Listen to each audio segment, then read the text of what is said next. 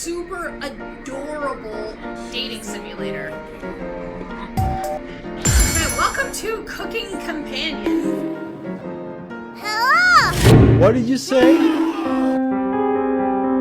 Hello!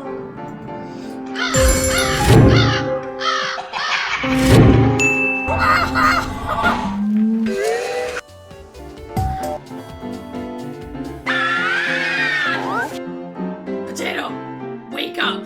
I said, wake up.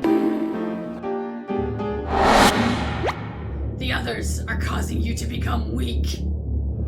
Oh god, we're gonna be murdered by a potato! I'm keeping an eye on you. Because that's not terrifying at all. No! God! No! No! Achoo!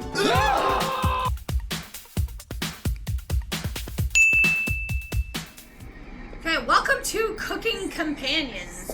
This is one of the games featured in Fear Fest. So I hope you enjoy this super adorable dating simulator. As you can tell, right, from the audio, it's super adorable. Get ready for a wild ride. Oh my god, so as soon as I move my mouse, it gets really cute again. It's pure evil. This game is not suitable for children or those who are easily disturbed. Do you wish to continue? Okay? I'm pre-warning you, okay? This game is not made for kids, okay?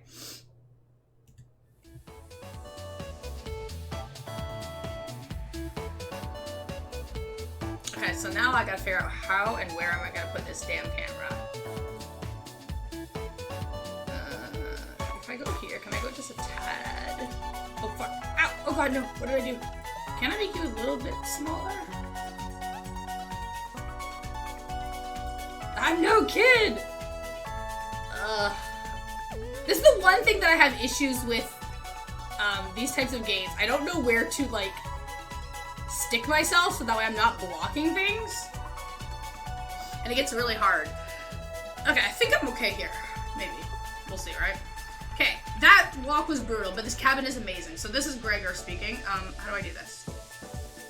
Full kitchen, running water, it really has everything. Oh, he's cute, look at this. Finally, a place I can read a good book in peace. I can't wait to...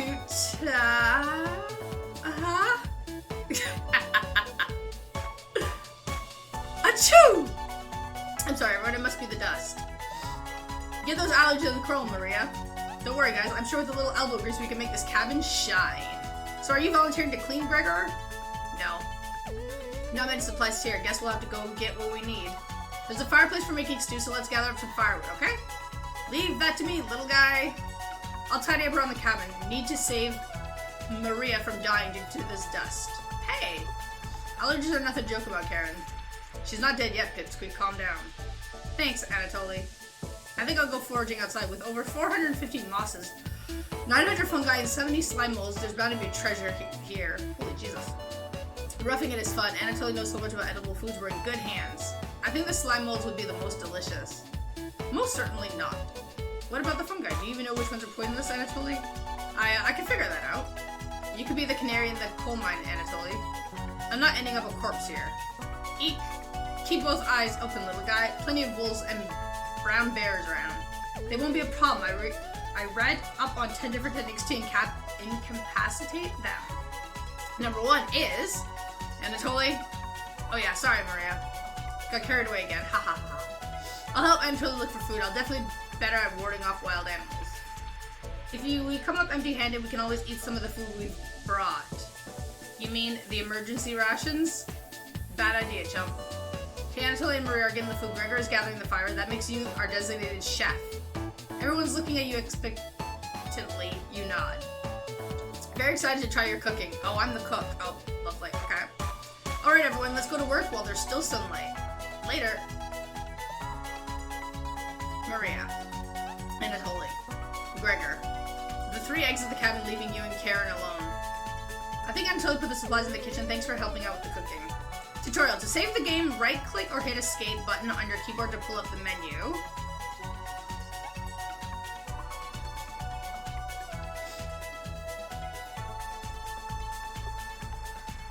on the top right. Yay.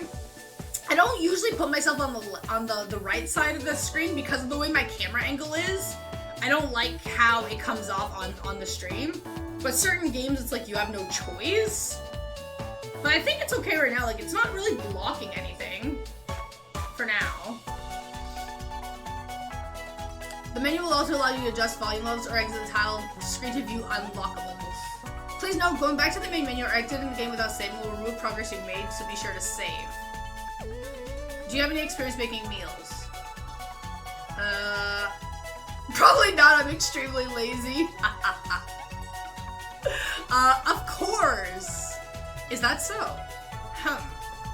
Looking at you, I think you'd be good at serving up food poisoning. I mean, you know, right? It looks like Karen will remember that. Anyways, going to check out the living room. Let's talk later. Karen heads to the living room and starts dusting up a little bit.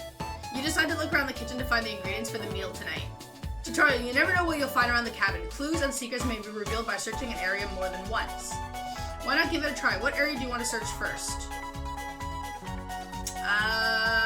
Let's search behind the wood pile. Because, you know, food should totally be there, right? There's nothing but cobwebs back here. Feels bad. Thankfully, no spiders. Okay, drawers. You check the drawers on the left. Just some dirty knives. Okay, the cupboards. The first cupboards are empty. Antonio must have put the supplies somewhere else. You look at the wood logs closer. This is just a pile of Norway spruce. You check the drawers above the mouse hole. Some kind of mold is growing in this one. Maybe Karen will find it appetizing. Ew. You check the cupboards again. Just some mouse turds and cobwebs. The Norway spruce won't burn as hot as logs from an oak tree. These would be useless during a snowfall. You check the drawer above the wood pile. Something is making it difficult to open. You pull it open with all your might. What did we get? Whee! Cabbage! Oh, he's so cute! I guess the developers were doing a giveaway where you can get this limited edition little cabbage doll, and oh my god, I want this little dude so bad. It's time! Chompets, sound off! Onion! Never fear, Onion is here! Like my cousin Cornbread says, I'll rise to the occasion! Raspberry! Always merry raspberry! Oyster? Potato? Cabbage stuffed me into this drawer. I'm pretty sure this counts as kidnapping. Hee-ha-ha-ha! Where are the Chompets? Why talk with those boring humans? Yes, manana! All they have to do is give you drama. Come chat with us instead. We'll share valuable recipes you can cook. We'll share you our secret Chompet recipes. Easy! Collect them all to become a 5-star chef. You can find unlocked recipes in the main menu under Extra, but be sure to save the game. To celebrate, here's your first recipe card. Cabbage! Roasted eggplant with sesame and pomegranate, meat-free. You unlocked your first recipe. Oh, yeah. If you ever want to talk, just come to the drawer. Chompets, Hoo-hoo! let's move out. Cabbage really slammed the drawer closed. You wonder if what you just saw was real. You're slightly worried about what this means for your mental state. But only slightly. Hey, did you find the supplies? You shake your head. And totally lied. He actually put them in the bedroom. Idiot. Here you go. You got the emergency supplies. Karen leaves you alone. You start a fire with some of the wood and get to work on cooking dinner. Tonight's entry, vegetable stew. In a large saucepan over medium heat, you heat some water with potatoes, carrots, and celery in it. 15 minutes later, you drain the pan and set the vegetables aside. Placing some butter in the saucepan, you melt it over medium heat. Throwing some chopped onions in, you cook it about 10 minutes. The onions are tender and translucent. Perfect. You next mix in some flour, salt, pepper, and heavy cream into the saucepan, adding the vegetables to the mixture. Hours pass. We're back, more firewood than you'll ever need. We found some wild sorrel, maybe tomorrow we'll have a bigger bounty. And Anatoli's burying the lead, we saw a red deer. Maria spotted it. Yeah, that's great. Anyways, killed 17 spiders today while we were out looking for deer. Yeah, that should come as a surprise. There's over 160 species of spiders here. Oh god. 160? Don't worry, Maria. I'm sure they were all in the bathroom or something. No. Almost all of them were near the couch. Yeah. I was gonna sleep on the couch. That's where 16 of them were. I'm not sleeping on that couch then. And there's only 2 beds in the bedroom. Don't sweat it, Maria. I can sleep anywhere. I'll sleep in the rocking chair. I'll sleep with one eye open just in case any of them swarm the couch. Thanks, Gregor. Karen and Anatol, you two take the bedroom. So thanks, big guy. Joke's on you, Gregor. I always plan on taking one of the beds. Until I snore louder than a lumberyard. Ick. Sweet dreams, chump. You turn back to your bubbling vegetable stew and try a bite. Ooh, looks good. This tastes pretty good. You cooked vegetable stew. Woo! You set the table and ask everyone to dig in. Oh, see, look, everything looks harmless and cute right now. This smells delicious. Thank you. You must be a world-class chef. Karen takes a bite. It's bland as hell. Karen, tastes like every other vegetable stew I've had. So generic. Could probably use some meat next time. Gross. For a side dish, we could bake some bread and utilize the Fragaria vesca, also known as strawberries, for some jam. Can't you just say jam? Like strawberries then? Nobody cares, Pipsqueak. Everyone laughs at Karen's polite ribbing. Nothing makes you happier than cooking a great meal for friends. This could be very well the best day you've ever had. You go to bed stuffed. That tick tock, tick tock.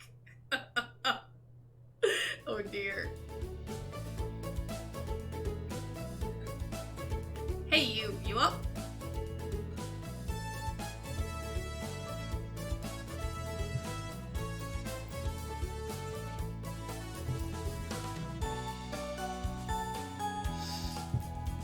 Hi Satin, how are you? How'd you sleep? I was so warm last night I didn't even need a blanket. What time is it? About 1 hour until dawn. Will you two pipe down trying to sleep over here? Yawn. Gregor, the birds outside aren't making much noise yet. We didn't bring many supplies, remember? Better get a head start on gathering food. I honestly can't see the trees outside right now. Gregor?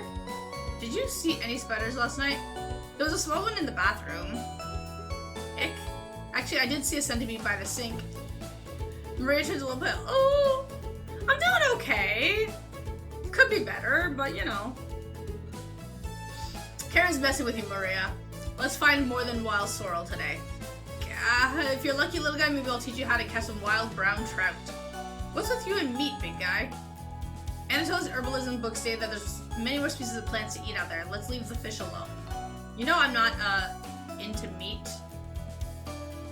That's a shame. I'd wake up early to go fishing. Cheer up, Karen. We'll get to observe the trout at the very least. Maybe we'll see some more red deer today. That sounds like a waste of time, Gregor. Haha. Maybe we'll find some black thornberries. I love black thornberries. Ha ha ha. Ha ha. We'll be back later. Can you watch our stuff today? Sure. Thank you. Thanks. Don't steal anything, okay? You nod. Maria, Anatoly, Gregor, and Karen leave the cabin with a hop to their step. You're alone, but thankfully you have a drawer of chumpets to keep you company. Tutorial, each day you'll be asked to explore a different part of the cabin. You only get one choice, then the day will end, so choose wisely. What do you want to check out today? Oh, okay.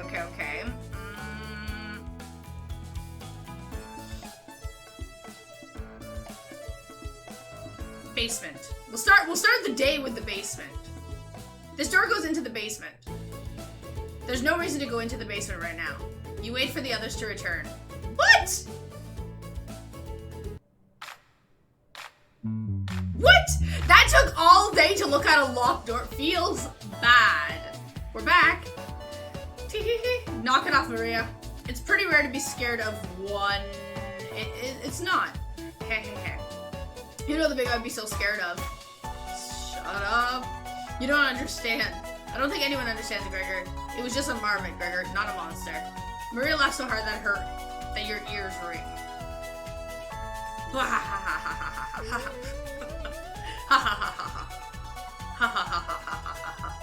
Tears are rolling down Maria's cheeks. She's laughing so hard that she's about to hyperventilate. Stop Maria from hyperventilating. Absolutely not. One less mouth to feed, right? You don't get it. It's pretty personal. Then please explain, big guy. Gregor looks incredibly uncomfortable. Hey, let's leave him alone. We found some raspberries and elderberries near the cabin. Quite the selection of berries. We also found more wild sorrel. Is this going to be enough for a good meal?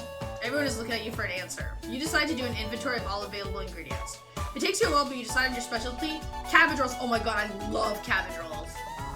You first bring a large pot of water to a boil. And let the cabbage leaves boil for 2 minutes, straining the pot into the sink. In a medium mixing bowl, you combine some cooked rice, onion, egg, salt, pepper, along with some tomato sauce. Use your hands to mix thoroughly and decide to wash your hands after. It will come off. Dividing the rice mixture evenly between the cabbage leaves, you then roll them up and tie a string around them so they stay in one piece. You place the cabbage rolls in a large skillet over medium heat, pouring the rest of the tomato mixture over the top. Covering it, you bring it to a boil. Reduce the heat to low and let the cabbage roll simmer for about 40 minutes. Make sure to baste it with the liquid. You cooked cabbage rolls. Maria looks optimistic. Karen looks skeptical. Antonio looks curious. Gregory looks thrilled. You watch until as everyone takes the first bite.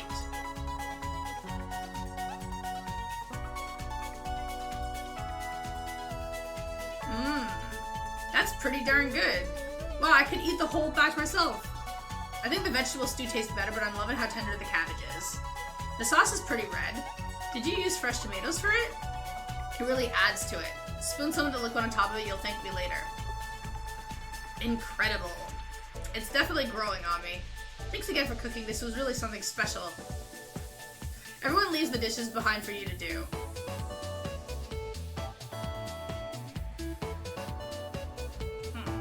Not happening. You settle in and go to bed. Everyone goes to bed full. Tomorrow will be another great day. Yeah? Oh, I'm glad, Caboose. Is it because of the weird games that we play? Day 1. I'm actually mad that I lost a day because of that basement door. Tragic.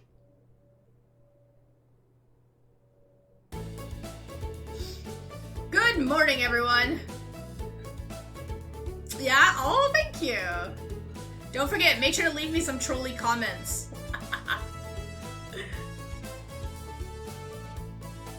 Perfect. Gag. Again, Gregor? Can't you just let us sleep in? Not today. Why? Storm clouds are gathering outside. We need to find some food before it begins to downpour. Gregor, you're overreacting. We have enough food to last us a while. Enough food? I thought we used most of the sweats for last night's dinner. He's right. The meal you made was delicious, but you used a lot of what we had. Gregor is also correct. Precipitation is underneath high in this area, with many areas being high risk of flooding. It'd be a fool to not go out and look for food today. You really think it will flood? Thankfully, the cabin is on high ground, but that doesn't mean we're safe from floodwaters. It's always a possibility, so it can't hurt to be prepared. You're losing it, Gregor. Karen? There's nothing to worry about. I think Gregor's right, Karen. Huh? It won't hurt to prepare for the worst. I think she's right, Karen. Fail to prepare, prepare to fail. Anatoly, let's go out and prepare for the storm. Foraging should be a key priority today. There are plenty of edible foods and it has better odds than trying to hunt. Give me a few minutes and I'll plot a route on paper. Let me help, little guy. Antonio and Gregor head to the bedroom to consult the map. Marie and Karen are still hanging around. Tutorial. Unfortunately in life, you can't make everyone happy. When given a choice to speak to a character, choose wisely. You can only select one of them. Try to max out your bond with certain characters for unique dialogue and scenarios. Which one would you like to talk to? Maria. Maria is paging through some of the books on the bookshelf. You walk over to her. There are some great books here. Which one is your favorite? The scary one. I already read the entire thing. It wasn't scary at all. Very surface level horror, a cheap imitation of real horror. Ending with a woman screaming, does that even count as an ending? You tell her it's a prequel to another book. You're kidding, right? I've lost all faith in authors. You know Frankenstein, right? I don't mean the 1931 film, I mean the book by Mary Shelley. It started with a boat around the North Pole. It definitely had more to say than the film. Or this book. Maria is judging your choice harshly. You're pretty sure she'll remember that. Gregor and Anatoly come back from the meeting. Gregor is blushing slightly. Hey, can you cook something while we're out? You nod. Thank you. Alrighty everyone, we have our route. Let's beat those rain clouds. The group leaves, determined as ever. You have the cabin all to yourself. What's the noise? Sounds like it's coming from the kitchen. Radio? What's going on with the radio? You didn't even notice it on the ground when you walked in. Did somebody leave this radio here? Looks newer than anything you've seen before. Seems to be broken. Better hold on to this. You got the strange radio. Before you cook dinner, what should you check out?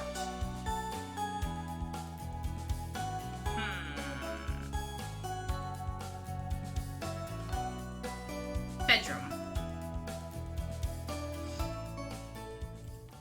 Poor Anatoly.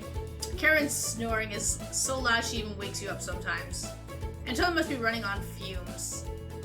Would he have had the courage to wake her up, though? Probably not. You wait around for the others to return. Maria's back early today. Hey, the others are still looking for food outside, and Anatoly found some more berries, but nothing that will feed all of us. Please don't tell the others, but I'm a little worried about our supplies. I crunched the numbers and we don't have enough food even with rationing to last if there's a big storm and we get stuck here. Maria seems disappointed in your inventory management. Can you try cooking with a little less this evening? You nod. Thank you. You've done such a great job on meals so far. You're very sweet. Is Maria blushing a little bit? Tee-hee-hee. Maria will remember that. Your relationship is stronger. Okay. Maybe you could teach me to cook sometime. You nod. Looking forward to it. Hey, you could hold cooking classes here someday. Rudely interrupting a tender moment, the others burst into the cabin.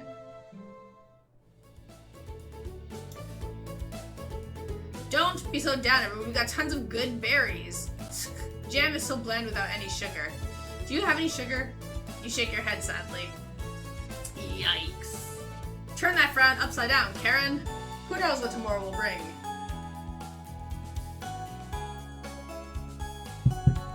I'm not smiling for you, Gregor.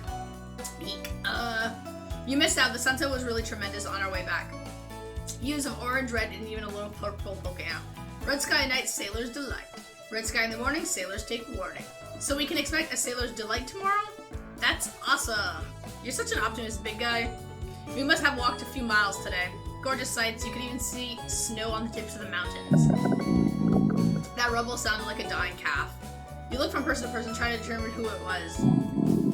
It was definitely Maria. Maria, I'd recognize that sound from anywhere. Gah! Guilty. Maria looks embarrassed, but the group laughs at her honesty. Except for you. You search your mind for something to say, but all you can think of is an old riddle. Ahem.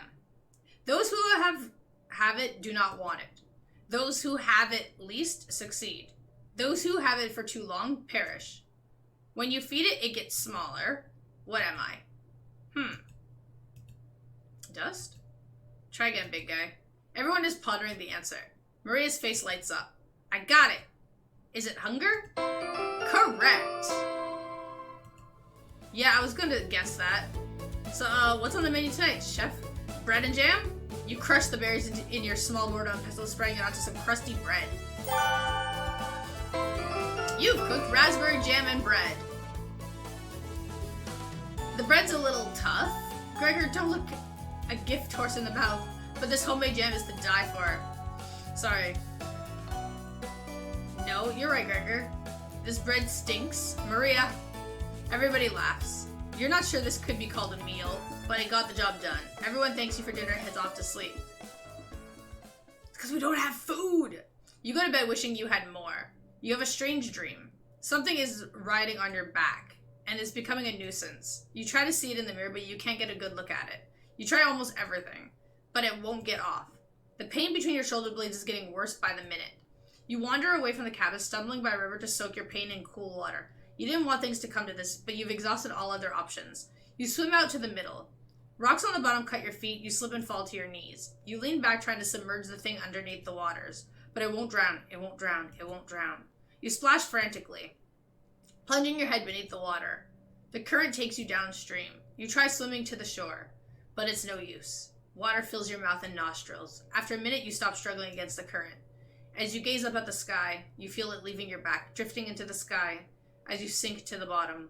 As you take your last gasp, you see what's on your back staring into your eyes, but you don't even have the air in your lungs to scream. You wake in a cold sweat. That was terrifying.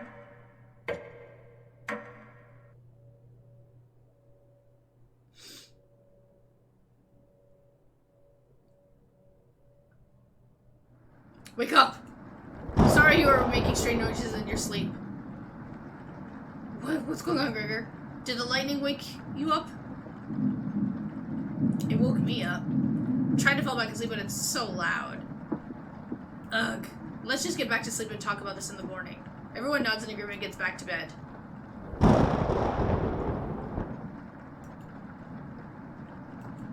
Except for you. You can't fall back asleep. You still have goosebumps from the nightmare. Karen's snoring is louder than a sawmill. You find it very loud and very distracting. You don't sleep a wink. Everyone is now up and awake in the cabin. You hear the front door open and quickly slam shut. And it totally sounds petrified. I looked out the door. We're completely surrounded by floodwaters. Looks like sailors take warning was more appropriate for today. Maybe it'll clear up tomorrow? You can't steal Big Guy's optimism, Karen. Why the hell not? That's all he has going for him. Ick. He's also good at chopping wood, though. Ha ha ha. Knock it off, you two. Maria, do you think it'll clear up tomorrow? I give it a 27% chance of it clearing up tomorrow. Based on what? I was bored still, so I read a book on local precipitation levels for the last 20 years in the living room. Sounds like you're stealing Anatoly's thunder. Anatoly, you're a book nerd, right? Why didn't you read it? Ick. Couldn't make it past the cover. Is that right? Yes. That bookshelf has some great books on artisan crafting and natural sciences. Why let them sit there gathering dust? How did you arrive at a 27% chance of it clearing up tomorrow? It's easy. Take the time of year, multiply it by a factor of... Oh, dear God. Maria begins to explain meteorology to you. She isn't dumbing any of this down. It's similar to... where... So the first thing you need to understand, minutes of explanations feel like hours. You look over at Anatoly. He's listening intently to Maria. So intently he hasn't blinked yet. You can see his eyes drying up. A tear rolls down one of his cheeks. This is brutal to watch. Maria finally wraps up her lecture. She ends with a bow. Nobody claps. Tough crowd.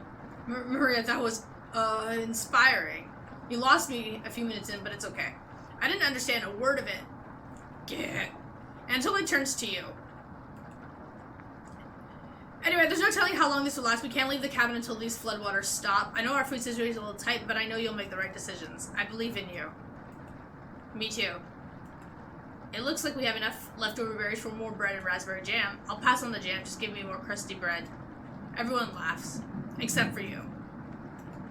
With everyone stranded in the cabin, you need to keep everyone fed and happy. You sneak out to the kitchen while everyone's still talking. You get out some crusty bread and get to work in making some more jam.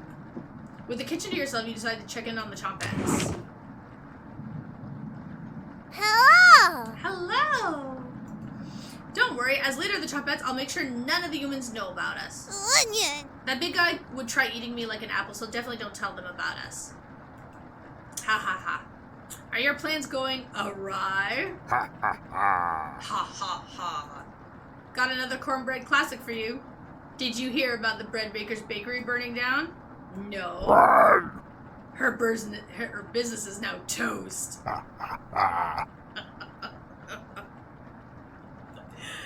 That one's been done to death. Do you know how raspberry and milk were introduced? You tell her no. Raspberry! Raspberry milkshake.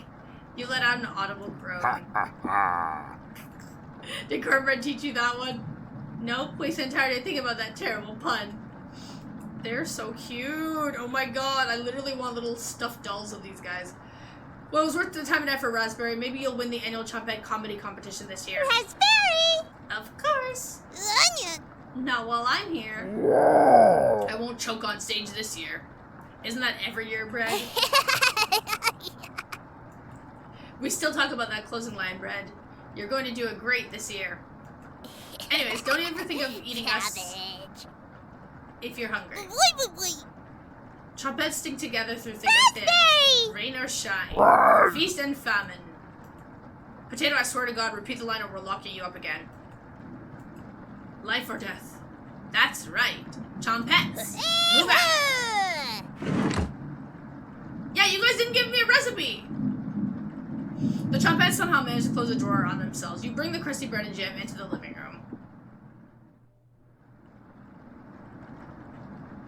Karen interrupts you as you bring in the food. Took you long enough. Karen looks at the 2 slices of bread left and the mason of raspberry jam. There's mold on these last 2 slices of bread.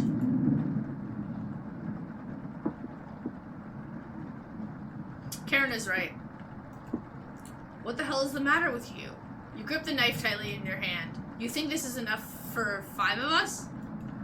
Wait, we can't throw this bread away. It's all we have left. Gregor's right. Anatoly, will mold spores give us food poisoning? No scientist, sorry. Let's pick off as much mold as we can. We can't leave with the fluid water, so we'll have to last another day. I mean, realistically, you're not going to starve after 1 day. Everyone grimly nods, ripping apart their piece like a pack of wolves. Gregor seems to unhinge his jaw and eat it in 1 bite. He looks like a duck eating bread. Thanks again. Bread and jam isn't much of a meal, but it's more than we had when we left Ukraine.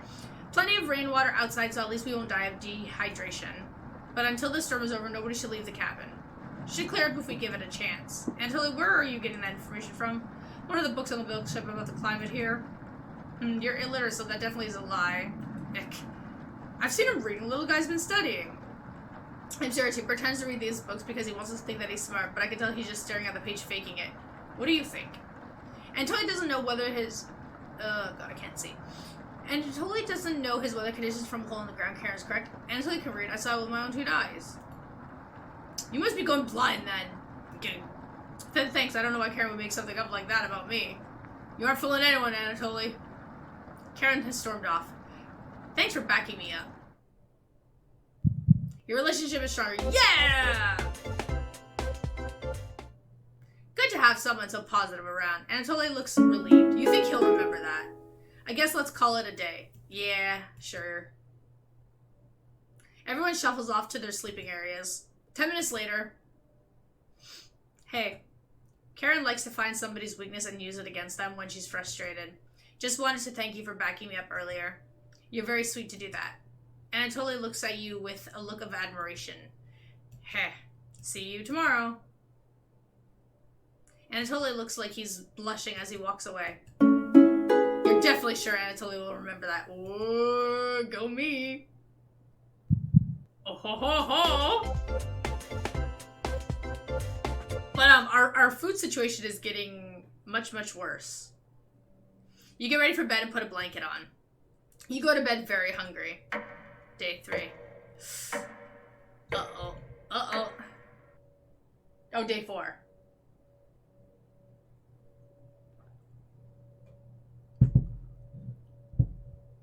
You don't dream the entire night, but you sleep through everyone waking up. And that's how fast a deer could run if startled. Whoa. Incredible. Impressive. Yawn. I wish we had a deer here. With the food getting lower, let's just skip today's meal. No. It's only for 1 day. Various cultures and religions have practiced fasting throughout history. That doesn't make us feel any better, Anatoly. What options do we have? Our food wasn't rationed properly. Anatoly leaves mumbling to himself. So passive-aggressive of him. Everyone goes to a separate area. Okay, wait. I'm gonna save.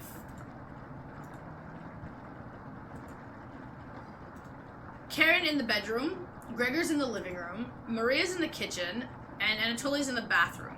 Who do you want to speak to?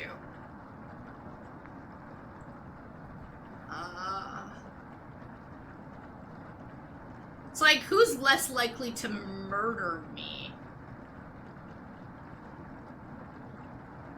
See, I feel like I should go talk to Karen, but I don't really want to talk to her. Maria, Anatoly, or Gregor? Let's go talk to Maria.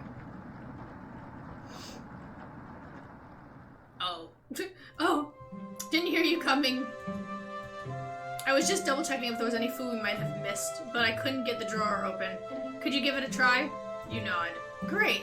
While you go do that, I'm gonna go get some more reading done. You think Maria will remember that? Yeah, you go. Okay, perfect. Good choice. Later. You give the drawer a hard yank open. Hello! Hello! Is the thunderstorm keeping you up at night? You just need to roll with it. Raspberry was just so quietly you lean over to listen to her. We need to talk soon. Please listen to me when the time comes. Anyways, Raspberry! please don't let the others see us. Cabbage! That's right, Raspberry. Part of being a trumpet is secrecy. Wouldn't want those humans overhear our meetings now, would we? You shake your head. Good. Trumpets, roll on out. You shut the drawer. I thought they said that they were going to give me recipes. Everyone looks down this evening. Wish the rain would just stop. You're all doing great. We must be almost at the end of this nightmare. I'm so hungry. Me too. You are too. You wish everyone a good night and get ready for bed. Okay, so Raspberry wants to talk to me soon. You go to bed with a growling stomach. Wake up. I said, wake up.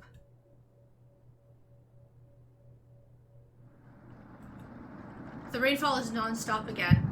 Did you have anything to do with this? You don't answer her question. Tick. Always thinking with your stomach, right? You should reconsider. Might save what little humanity you have left. At least I tried. I won't have a guilty conscience by the end of this. Go back to sleep, monster. You easily forget about Raspberry's conversation. You have a strange dream. A boy is yelling at you in the kitchen. You keep telling him to lie down on the tray, but he keeps shaking his head calling you names. So you do it. You lie down on the tray and make your body as flat as a board. You show him how it's done. His anger turns to courage, and he pushes you into the oven. As the stench of burning hair fills your lungs, you see him sneering back at you. You wake up in a cold sweat.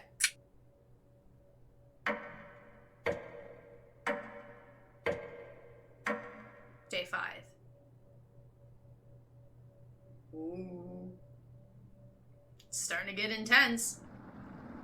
Everyone seems to be sleeping in later than normal. Their stomachs must have kept them awake all night. The rain is still pouring outside. You can barely make out the trees from the windows.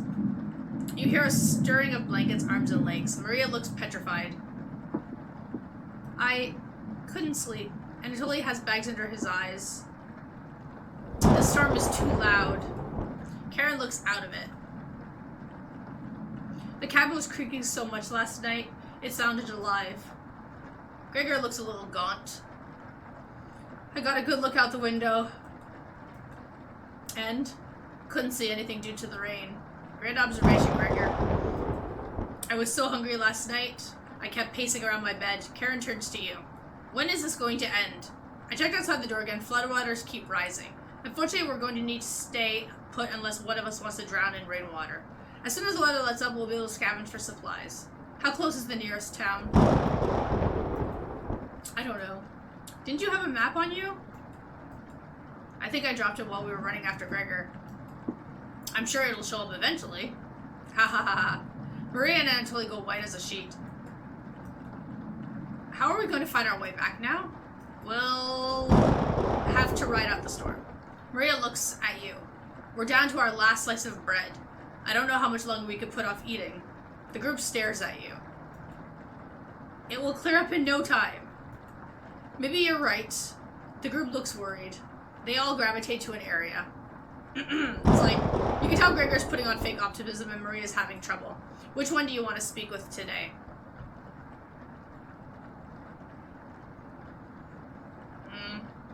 Maria. Brrr, it's cold as hell over here. I'm surprised Gregor isn't freezing to death at night. How does he do it?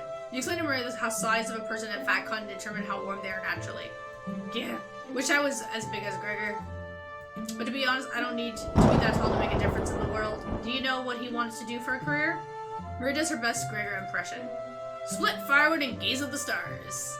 How boring is that? Depends on the person, but pretty boring. You're so funny. Thanks for coming in and chatting with me. Maria blushes a little. You make it easier to pass the time. Thank you. I'm pretty sure Maria will remember that.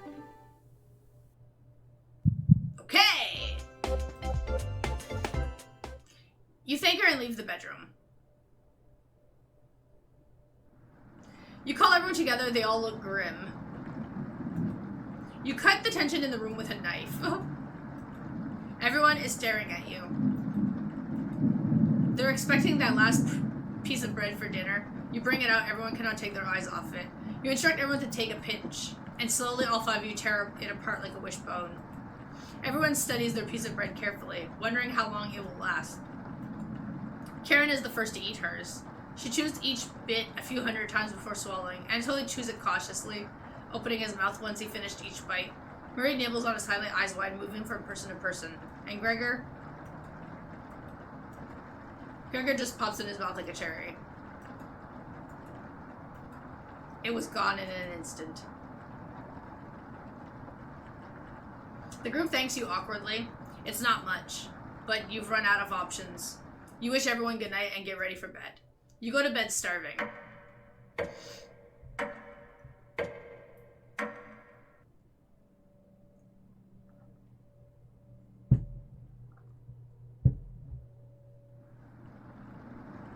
Good morning.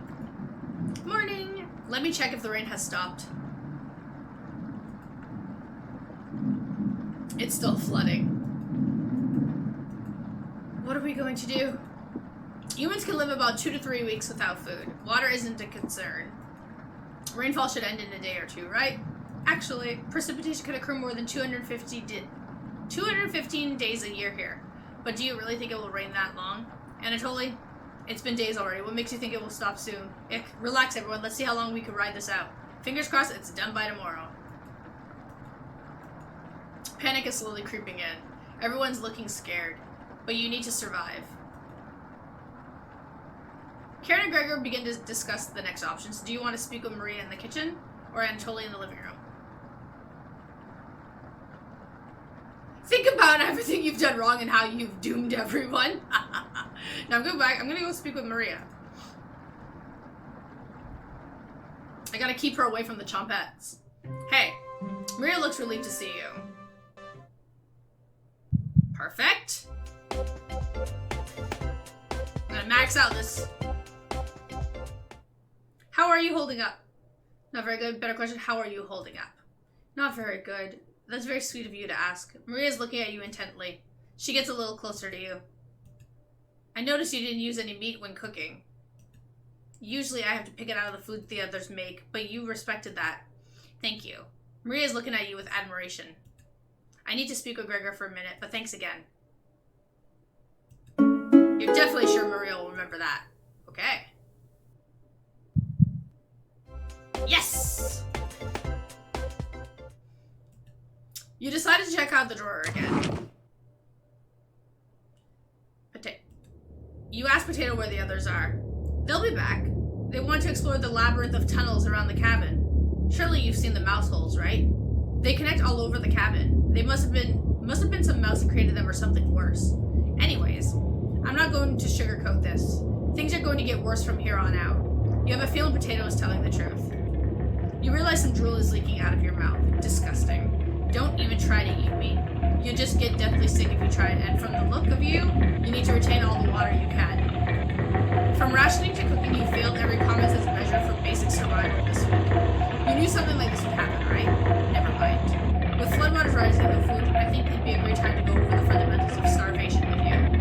When experiencing starvation, there are 4 factors that will determine if you live or die. Age, degree of activity or inactivity. You've been especially lazy, so I think you'll survive a little longer than the others.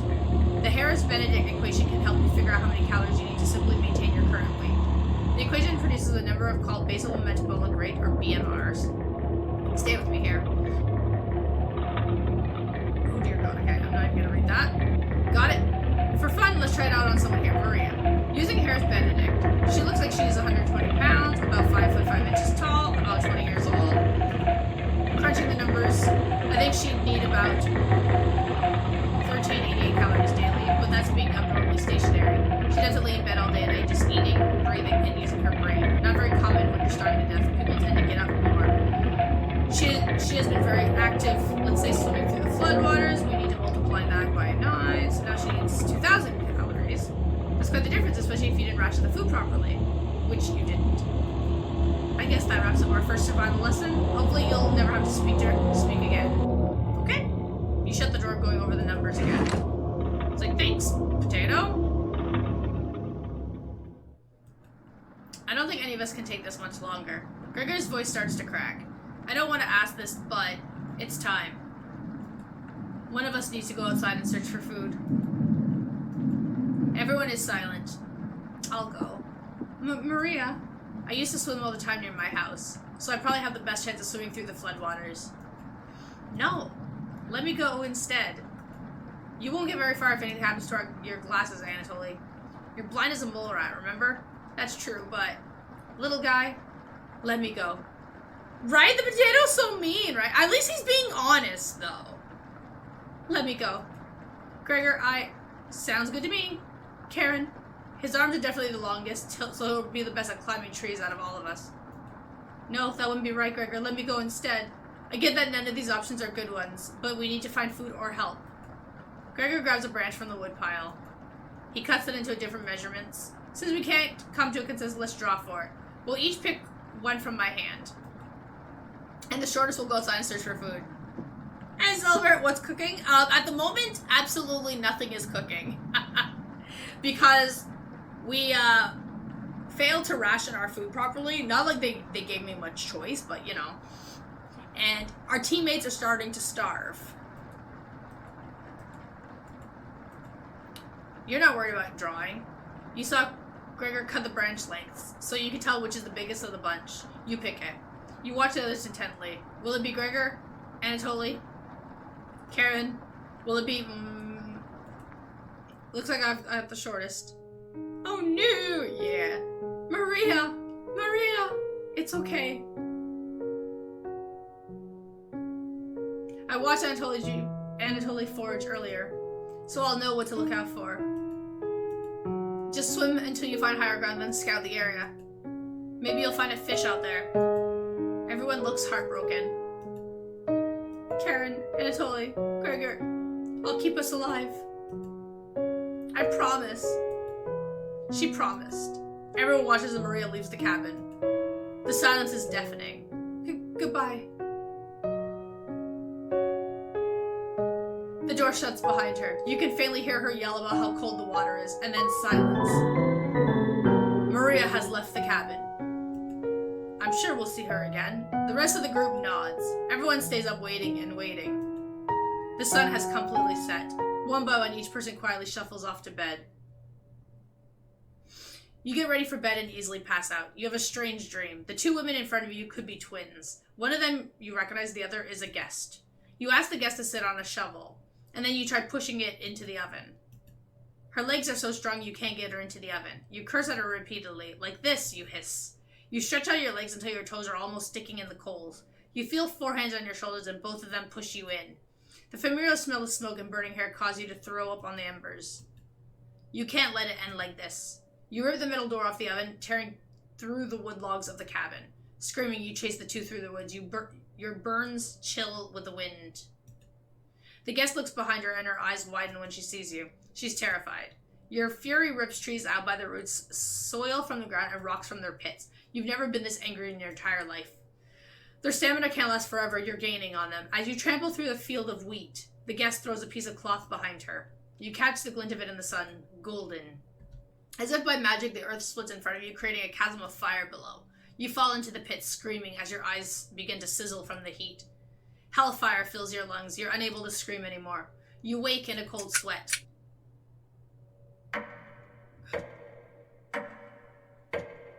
Oh dear. Day 7.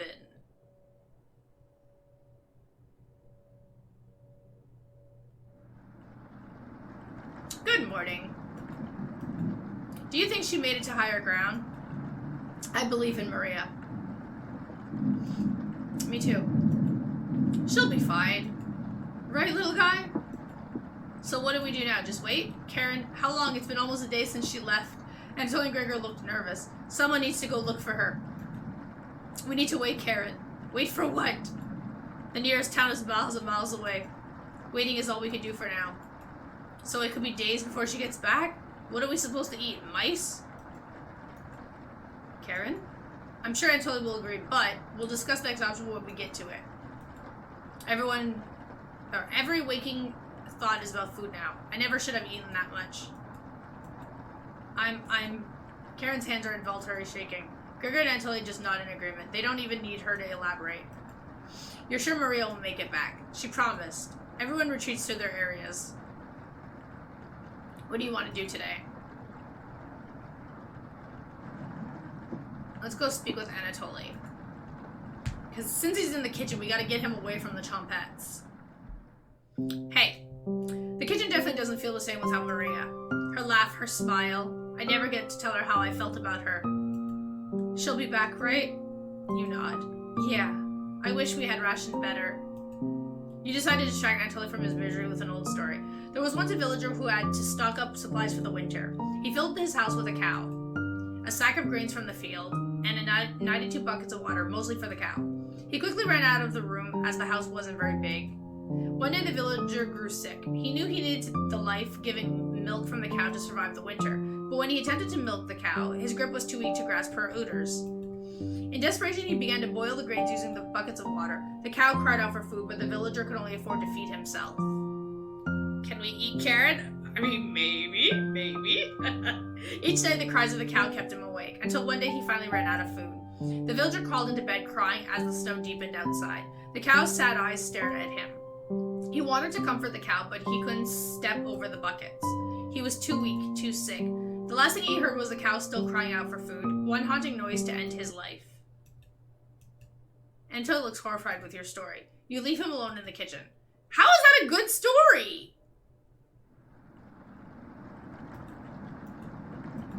I can't stop thinking about what that vegetable stew. I'd be fine with the bread and jam. I'd be fine with just the strawberries. Haha. Nobody else laughs. I would kill for some vegetables right about now. You would too. I'm going to try to get some sleep. Good night. Good night. You fall asleep quickly, but you only dream about desecrating a corpse. You wake up in a cold sweat, in a completely different room. Oh, things are getting crazy.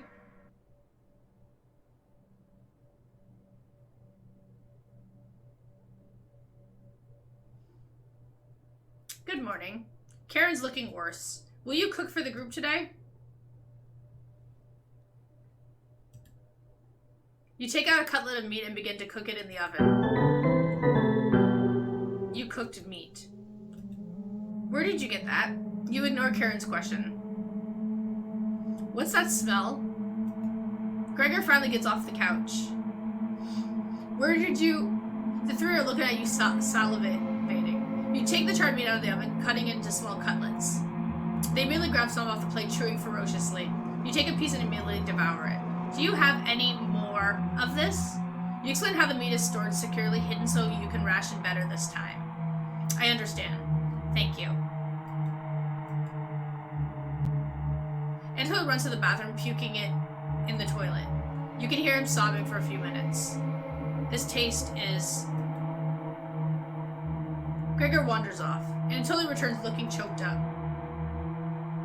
I was too weak. Left you some of the meat. Don't fight this, Anatoly. Anatoly takes a color from the plate, turning his back to the group as he devours it. You hear him crying. Finally, my focus is coming back. No wondering what I woke up to. We're playing a dating simulator. You know, a nice, safe dating sim. With a shit ton of disturbing horror. Going to read some of those books. Keep them occupied, okay? Alright. Karen leaves you with the men. Who do you want to talk to? We're gonna go speak with Anatoly. You knock on the door first. Anatoly? You slowly open the door. Thanks for checking in on me. You ask if he still feels sick. Not anymore. I think it was a mental thing. You and a nice dating sims do not match. Right? Oh, God. Please don't tell me where the meat came from. The less known, the better. You nod. The meat was our date between. It was a little annoying. I mean, it's highly possible this could be Maria that we just ate. Not gonna say it, but it's quite possible. You're sure Anatoly will remember that. Okay! Woohoo! You leave Anatoly and go tidy up some parts of the kitchen. Hours pass. The meal gave everyone the perseverance to keep going. Eating will just make them hungrier. They're fine now, but they'll soon be begging for more. Well, yeah, because you fucking gave them meat. Yeah, look at them. Here they are. We've waited long enough. What's for dinner? You calmly explain that you want to ration the meat better this time and there will be no dinner. Fine. I understand. I guess I'd rather eat tomorrow than more today. No arguments? Perfect. Everyone decides to call it an early night. You fall asleep instantly tonight. You have a strange dream. You're having dinner with a blacksmith, but he's not touching his food. The only light in the room comes from the oven. He clears his throat, stroking his beard. I can forge anything, he says. Your eyes have been giving you issues lately, so you reply, forge me a new eye then. You laugh. But then the ropes come out. He ties you to your chair with a long rope to prevent you from struggling. You rip the rope apart without even trying, so the blacksmith uses a thicker rope. No turning back now. He takes a hot poker out of the coals. Holding it in front of his face, you can see his beard and eyes watching you. He slowly brings back the poker, aiming carefully for your eye, before plunging it through your skull with a sickening crunch. The force of the blow knocks you backwards a few feet. You're unable to break the ropes. You vomit all over your chest. As the smell of your decimated eye floods your nostrils, the blacksmith stands over you, spitting on your body. You wake up in a cold sweat. Like... Oh boy!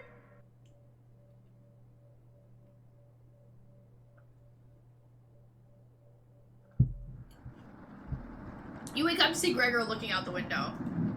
He turns to you, not smiling. Take a look out the window. Do you notice anything?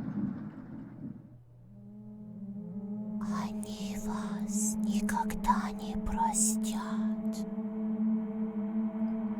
The floodwaters have receded a little bit, but everyone is still bound to the cabin. The trail used to be completely visible. It's gone now. Good morning, big guy. Will Maria make it back? This might sound a little crazy, but every night around 2 a.m. I can hear her outside. She makes this awful gurgling noise like she's trying to get water out of her lungs. Have you heard her, Gregor? Sometimes when the rain gets faint, I think I can hear her whispering. I haven't heard anything like that. When she's whispering, it's like she's trying to tell you something, right? Yes. What the fuck? I sometimes hear her crying through the radio, but that's just a broadcast, right? I think you should have another piece of meat for breakfast. One step closer to Maria. It's what she would have wanted. What's gotten into you, Anatoly? Anatoly's eyes look at you, begging. Bring us another slab. Please. He clearly doesn't have the stomach for it. I can't get the taste out of my mouth. Please help me. Anatoly? Gregor looks pained at Anatoly's words. I think he's right. Please bring us more of that meat. You grab some of the meat from your secret hiding place. You cut it into squares, adding it to the boiling cauldron water. It will taste bland without any seasoning, but you need to serve it up right anyway. What What's taking so long? Boil it faster. It looks almost done. Patience. It's finally finished. You serve the meat in bowls. Gregor drinks the broth first before swallowing the chunks whole. They look as if they're going a little bit crazy, right? Hello! Like a duck with an eating bread. And Anatoly creates ripples in the broth using a spoon he isn't eating. I'm sorry about earlier, everyone. I don't know what overtook me. Maria? Anatoly begins to weep. You look over at Karen. You didn't notice her even start to eat. There's just an empty bowl now.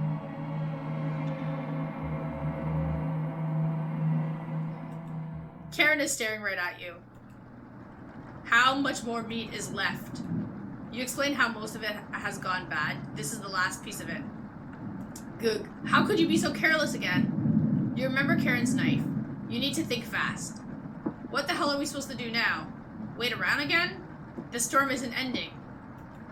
You clear your throat. Anatoly? Yes? I think tomorrow you should go look for Maria. Or forage for plants outside. I think you should go tomorrow, little guy. Nobody else can identify edible plants like you. Please, Anatoly. You can swim back after a few hours. Gregor is right, Anatoly. Maybe you'll find Maria out there. I think Maria's fine by herself. He still hasn't accepted what happened yet. She doesn't need anyone's help, but we need your help, Anatoly. That's right, Anatoly. Please help us. Let me sleep on it. Okay? No problem, little guy.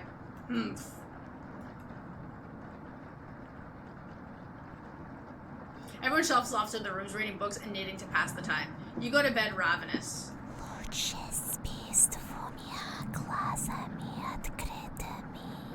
Maria. Something is approaching. Onion!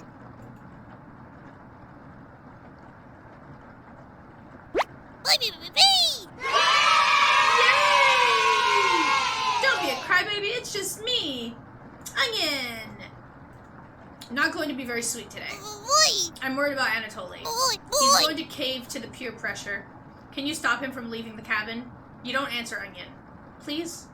Don't you trust me? You shake your head. Got a fun factoid for you. Did you know that leaving an unpeeled onion in your room absorbs bacteria? It will help prevent colds and ward off viruses. Onion! That was a lie. The fun factoid of that myth, people actually believed it in the 1500s. How embarrassing. The correct dogs had enough alcohol for this. Who would believe that? Ha ha ha. There even was a doctor in 1919 who caused a surge of people believing it. Anyways, you know what smells like a raw onion left in the room? You. It's been a while since your last bath, right? You can't remember. Could smell you before I even came into the room. Onion! Yikes. So, can you stop Anatoly from leaving? I know he has cabin fever, but this is ridiculous. It will be impossible to stop a grown man from leaving. Onion! Please? We don't need another one stalking the hallways, tapping on the windows, crying through the radio. You have the sudden urge to scream. Why do you think I've been using the mouse holes to get around? Onion! Scared to death that I'll run into her. Don't make me a tattle to cabbage about you. She can be as mean as potato if you get on her bad side. Well, that debunks the whole sleeping with a slice of onion in your sock to help with illness. Right? You have to listen to Onion. He knows all about that myth. Onion! Onion! Just kidding. She's great. Anyways, when the time comes, just tell Anatoly you care about him and you don't want him to leave. Even if it's for me, okay? You can trust me. Now, if you excuse me, I need to work on some new ice skates. They're made of butter slices, so I'll get to skate around the frying pan tomorrow. Onion! Later! This do not get on the potatoes bad side. It's true. These chompettes, they're pretty sus too. Your mind finally managed to forget about what happened. You fall asleep again, still ravenous. Day 10. You have a strange dream. A fox is collecting payment in your living room. You despise him until you put 2 dogs at the bottom of the sack, then add 6 chickens on top. The fox smiles at you and leaves. At some point in his journey, the fox will eventually open the sack, and the dogs will tear the fox in half. Filled with such loathing for the fox, you gave him only the things you had for food, all of those chickens. As the snow piles up outside, you begin to eat whatever you find. Pillowcases, candles, leather. One day you wake up and you have nothing left to eat. Absolutely nothing. Just an insatiable hunger. A few days later, you go mad and leave the cabin completely ravenous. A nearby tree looks like charred meat. Your iron teeth cut through the tree bark, tearing your gums apart by the splinters. Your mouth fills quickly with blood. Days later, a deer gallops by. The first creature in the woods to see your corpse. You wake up in a cold sweat. Something smells terrible in the living room. Someone puked in a corner. You wipe it up with a rag to save them the embarrassment. Good morning. Good morning, little guy. Well, Anatoly, what's your decision? I barely slept last night. Her whispers came through one of the holes in the floor. She kept telling me to come outside. We don't want to rush you, but one of us puked last night. So that's what that smell was. Anatoly, my patience is wearing thin. You have 1 hour to make a decision. Well, why so quickly? Because I'm not waiting any longer. Oh dear. I think she's hungry. You can see the glint of Karen's knife under her dress. Best to watch out for that knife. The group disperses. Tensions seem to be rising. You have 1 hour to kill. What do you do?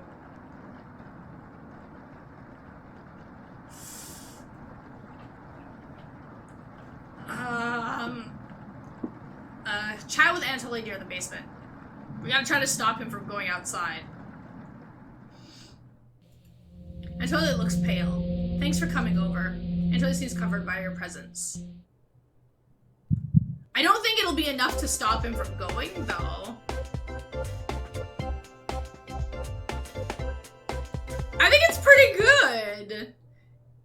Gregor told me he's heard Maria. I'm sure Karen isn't being honest with me. Have you checked out the basement door closely? Every so often, I can see her peeking at me through the holes. I really don't want to drown outside, but at least I won't have to have her tormenting me anymore. You know what's in the basement, don't you? Wow, you aren't kidding anyone. You're just lying to yourself. Please get away from me. You oblige. You call everyone together for a meeting.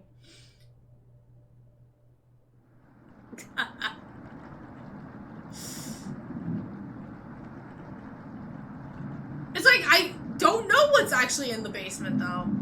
You okay, little guy? Like he's gonna pass out. Anatoly, have you made a decision? Yes. I'll help you all out. I promise. Thank you, Anatoly. Big tears roll down Gregor's cheeks. I'll miss you, big guy. I'll miss you, little guy. Humph. Thank you, Anatoly. I know this wasn't easy, but it's for the best. Karen. Yes? Gregor looks at you expectantly. Did you want to say anything to Anatoly? You say nothing. Yeah! Onion asked me to stop him from going! Goodbye, Anatoly. Goodbye, everyone. Good luck, little guy. Anatoly has left the cabin.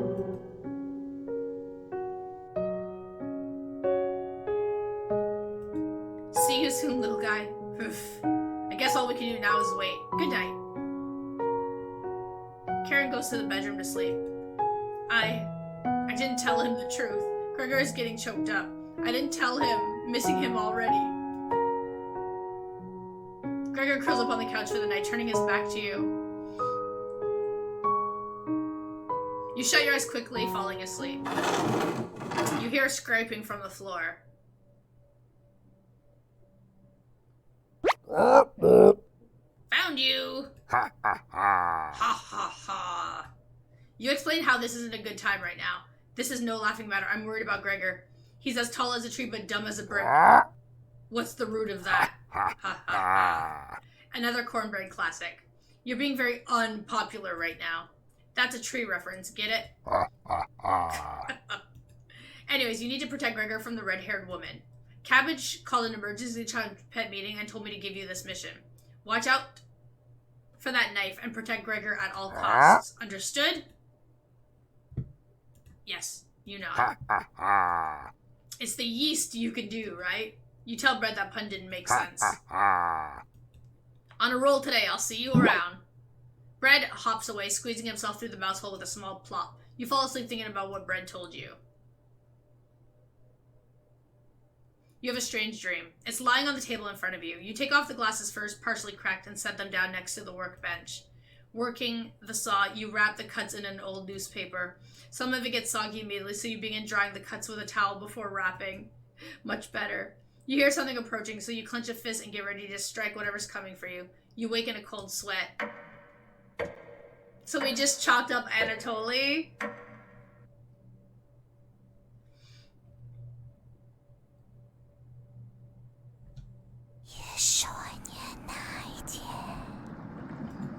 You wake up in a completely different place. Did you sleepwalk, or you found some meat? Everyone's still asleep. This would be a nice surprise after yesterday's events. You decide you cook breakfast for everyone. Cutting each slice fairly thin, you brown each slice in the oven. The smell is unique. Karen runs into the kitchen. What is that smell? Give it to me. Now.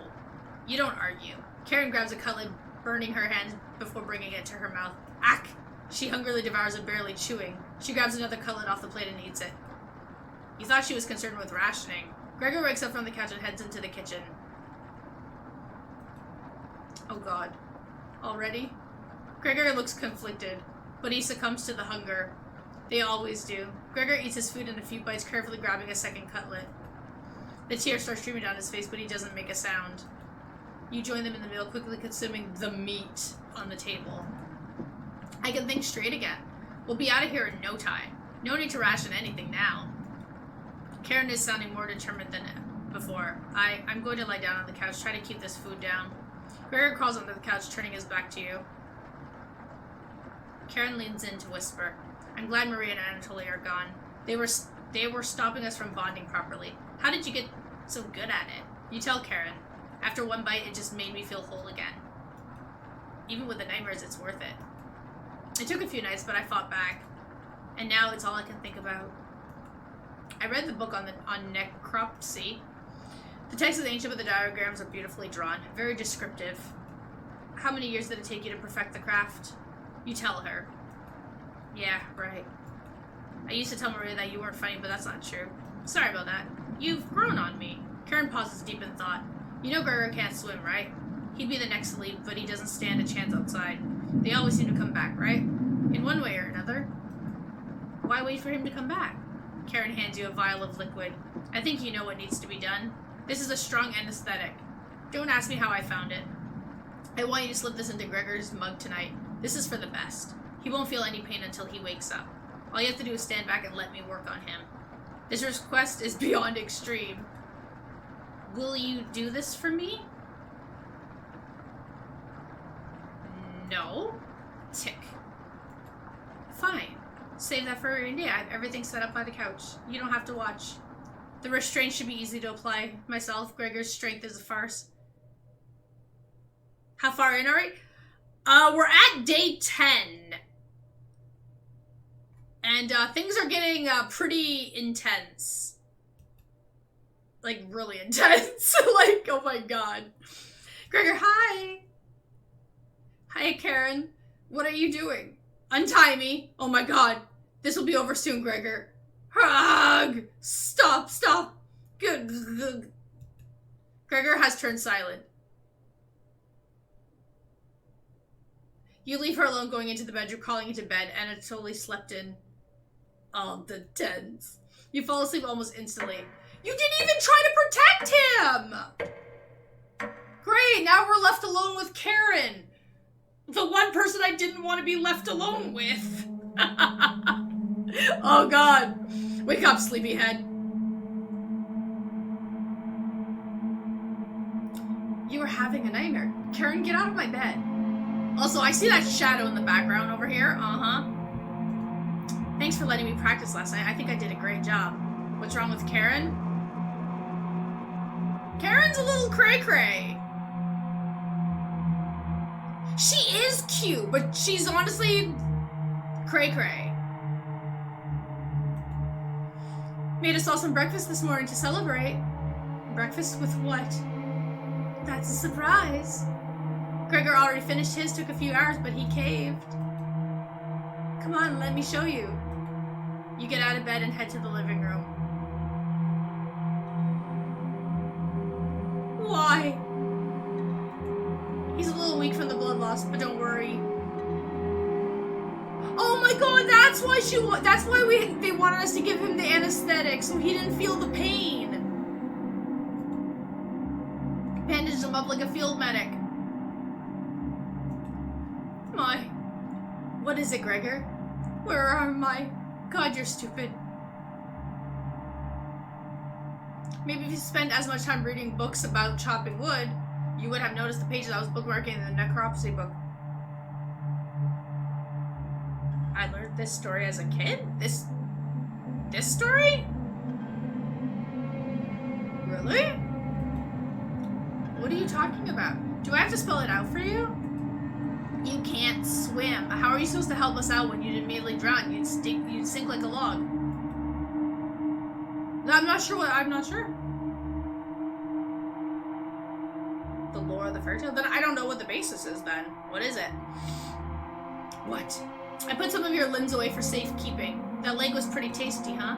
Gregor goes pale. How's that for a big breakfast? Ha ha ha. And don't try to crawl away. If you leave this couch, I'll end you. Well, in this situation, I didn't do this to Gregor. Karen did. She made a new persona out from the remains of the others, Frankensteinish.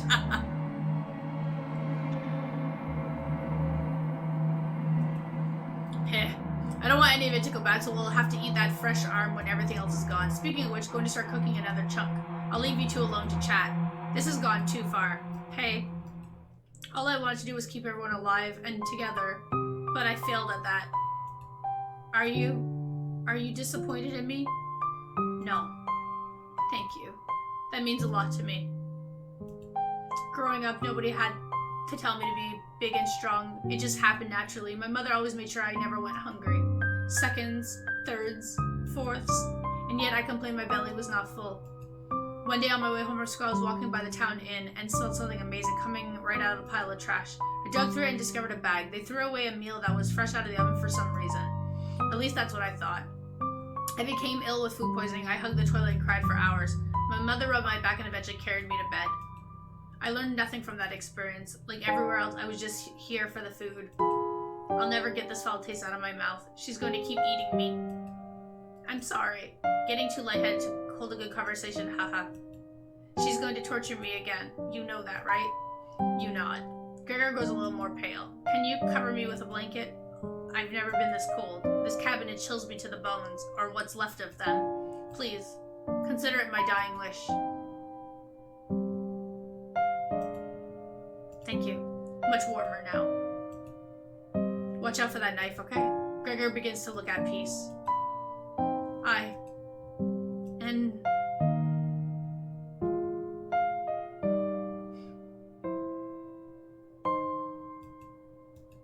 You watch the last of Gregor's air escape his lungs.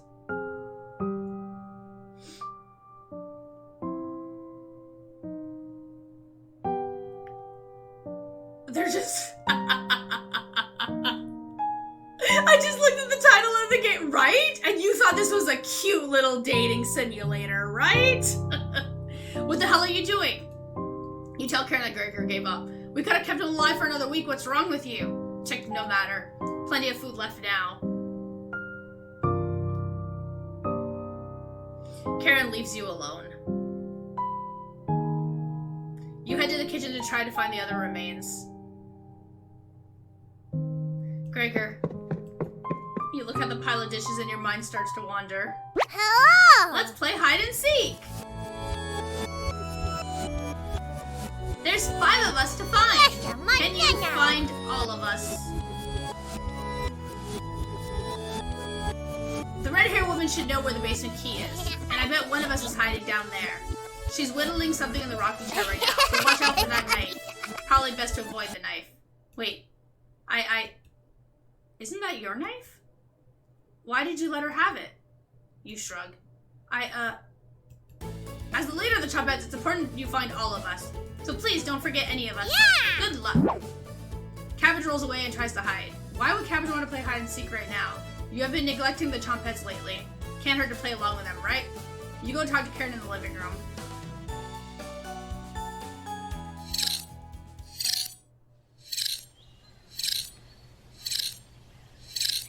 and slicing away at a block of wood. I think they're super cute. Gregor's remains have been stored for safekeeping. Scrubbed all of the blood off the couch to save you the trouble. Can I help you? Wasn't it in the kitchen? You can't remember. I haven't seen the key. Maybe one of the chumpettes can help you find it in the kitchen. You decide to go look for it. Yeah, they're cute. Thankfully, there's not too many places for Cabbage to hide. Where do you want to check first? There's nothing but cobwebs. Thankfully, no spiders. You open a few drawers. They're empty. They must have been full of dishes that are piling up. Yikes. The cauldron.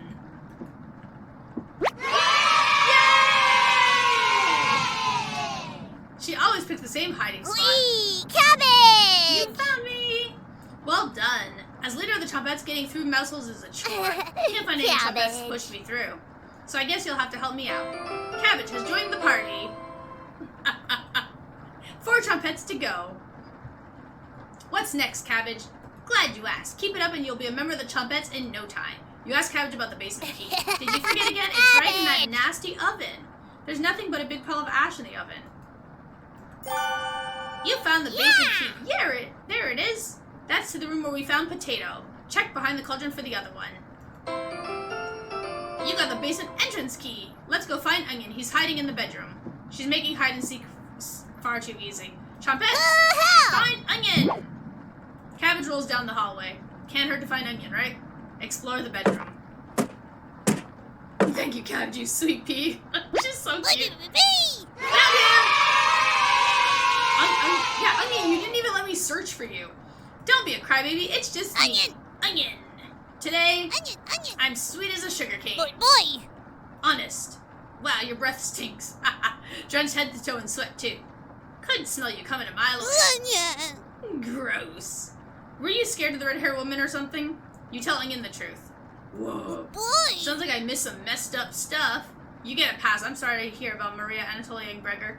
But yikes. That's 3 people gone in less than a month? Not as bad as 5 people in one night, though, right?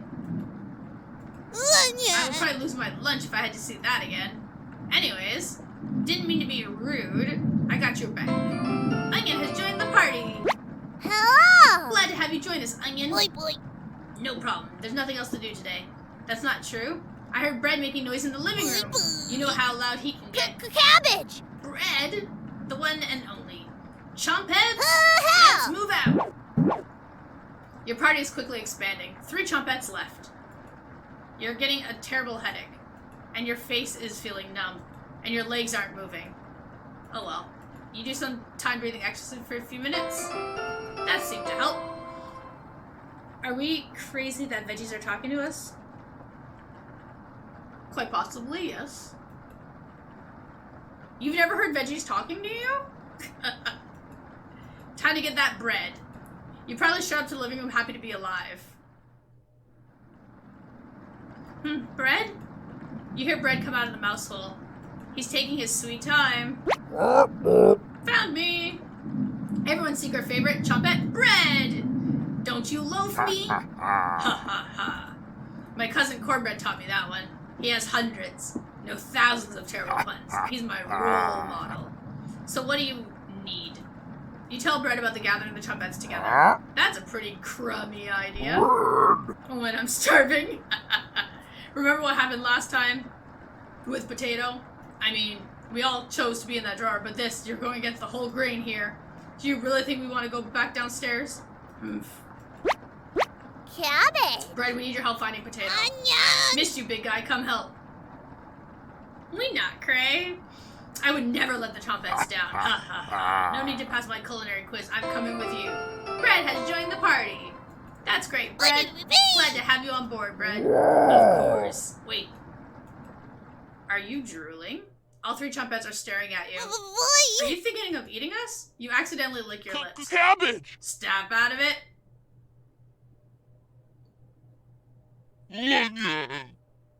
You already ate. We're no good for that. You glutton. Did they pass out? Holy cow, give them up. So heavy.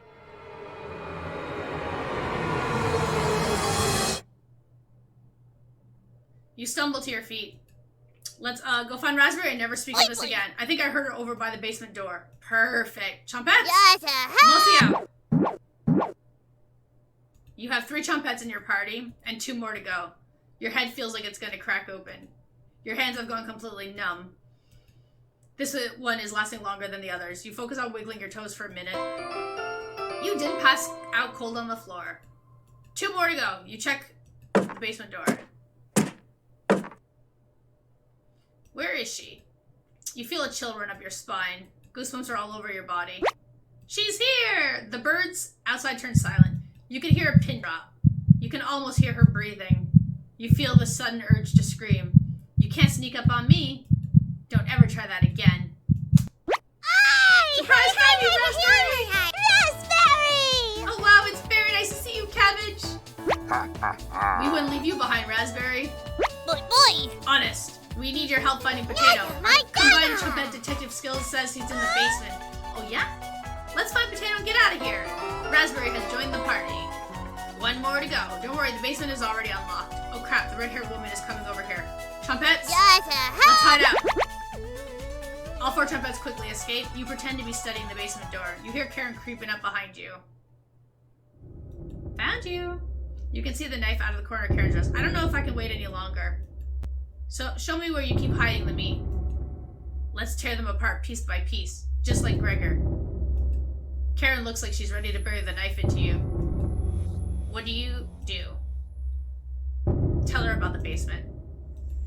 So that's why it's locked. Open it. I have to see the room. You unlock the basement door. Thank you. I'll bring up some cutlets and we'll have a great dinner. Okay? See you soon. Karen descends the staircase into the darkness. You lock the basement door. Did you just lock the door?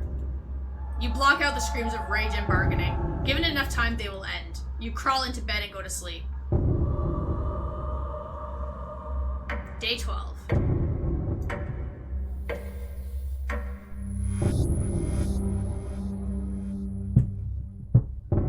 You slept in today. The pounding has completely stopped. You really need to go to the bathroom. You decide to open your eyes. You must have sleptwalked into the bathroom last night. The glow of the candle is oddly comforting. The candle blew out, and the door is locked. You find a flashlight in the corner of the bathroom and turn it on. Tutorial. If you're in the dark but you're not alone... Oh, sorry. You're in the dark but you're not alone. Click on objects around the bathroom to get more information or find hidden clues. If you're stuck, just wait a little bit to see the glint of objects to inspect around the bathroom. Just move around your cursor to search the room.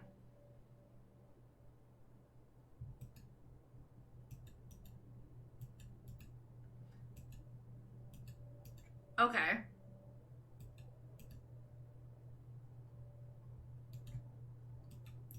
Bathtub's filthy. You notice a note underneath the bathtub. May 4th, 1794. This notice shall serve as a summons to the Zakopane courthouse. You are being accused of following crimes: public disturbance, foul language and demeanor, refusal to testify at previous court cases, refusal to agree to a search warrant of property. Your hearing is scheduled for October 20th. Failure to attend will result in your immediate arrest and penalties.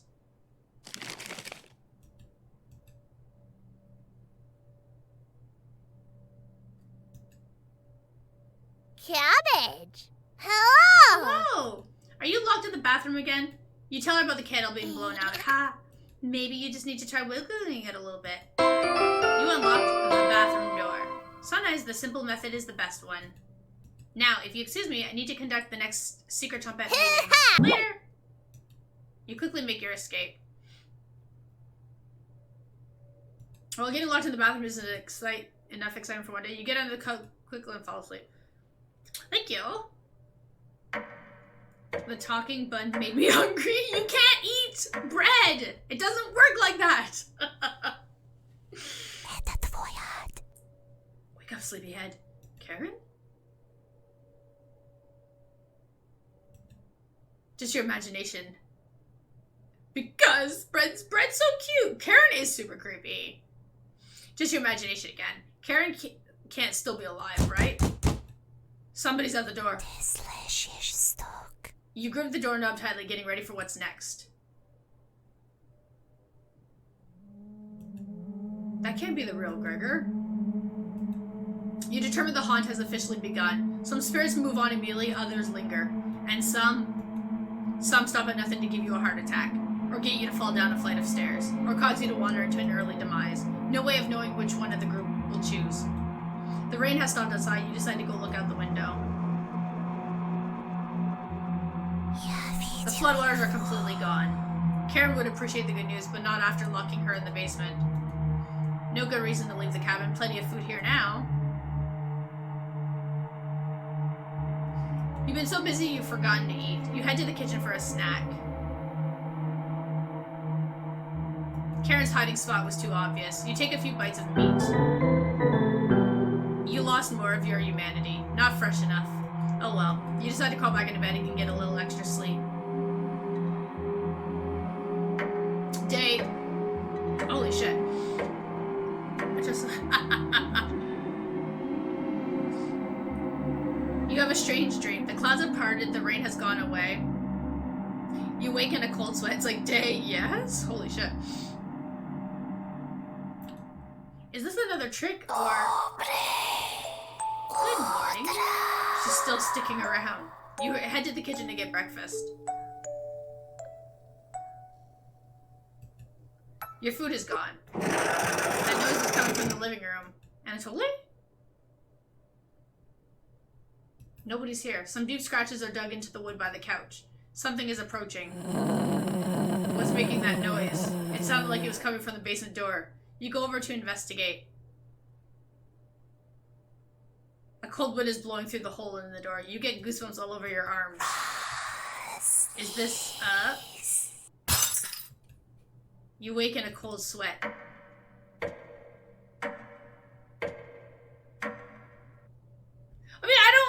It's true, though. Of course she's pissed off. It's raining again. They're taunting you with dreams of a sunny day. You get out of bed and head to the living room. You can still smell Gregor here. Should you have intervened with Karen, it probably wouldn't have changed the outcome. It also might have led to your death.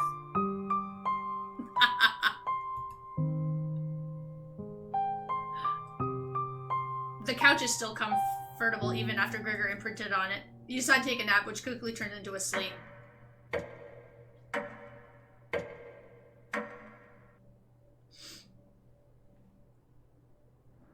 You must have woken up too early today. The cabin room is pitch black. You pick up a flashlight nearby to explore the darkness. Anatoly?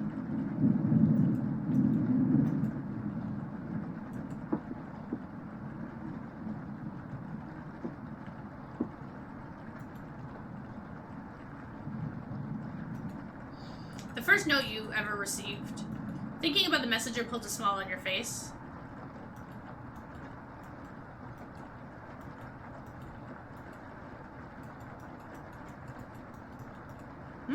You notice a note sticking out from one of the books.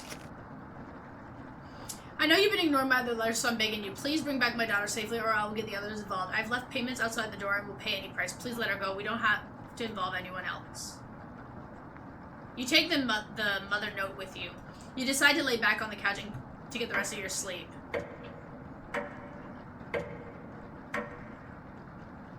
Is the folklore name like a spoiler, or?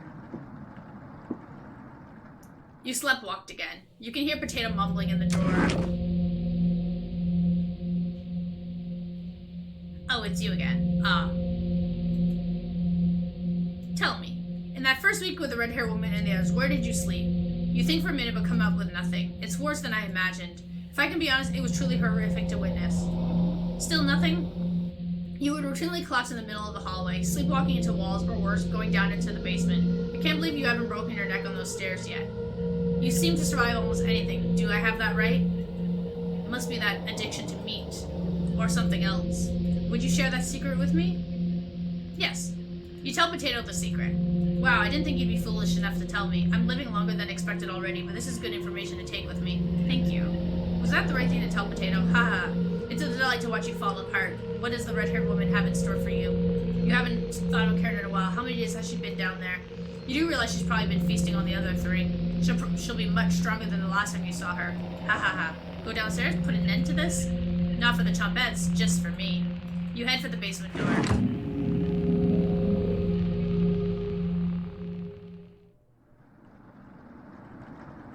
You quickly do the math in your head and determine Karen will be dead in the basement. It's been enough days, right? You open the door and prepare for the worst. It's just a staircase.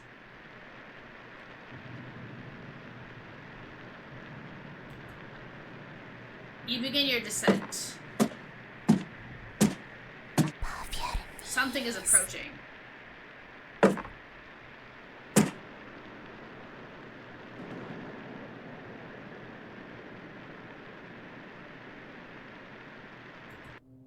Can you hear me? I've been down here the entire time.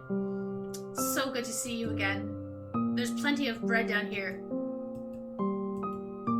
Why aren't you saying anything? I'll never forgive you for what you did. You put Anatoly through hell. You desecrated my corpse. You gave them that disgusting hunger. All of that is water under the bridge now. Anatoly's down here. Come have some bread with us.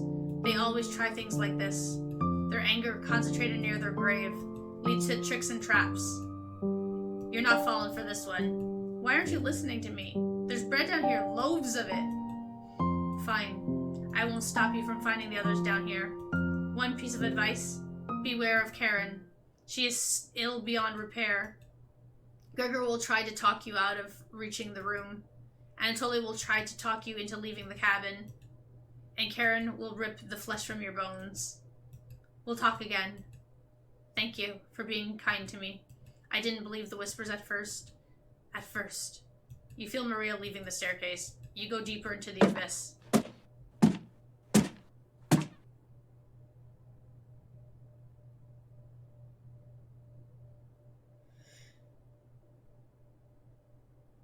Oh, I do like, grim stories, though. The walls down here are they're dirt and soot. Something is approaching.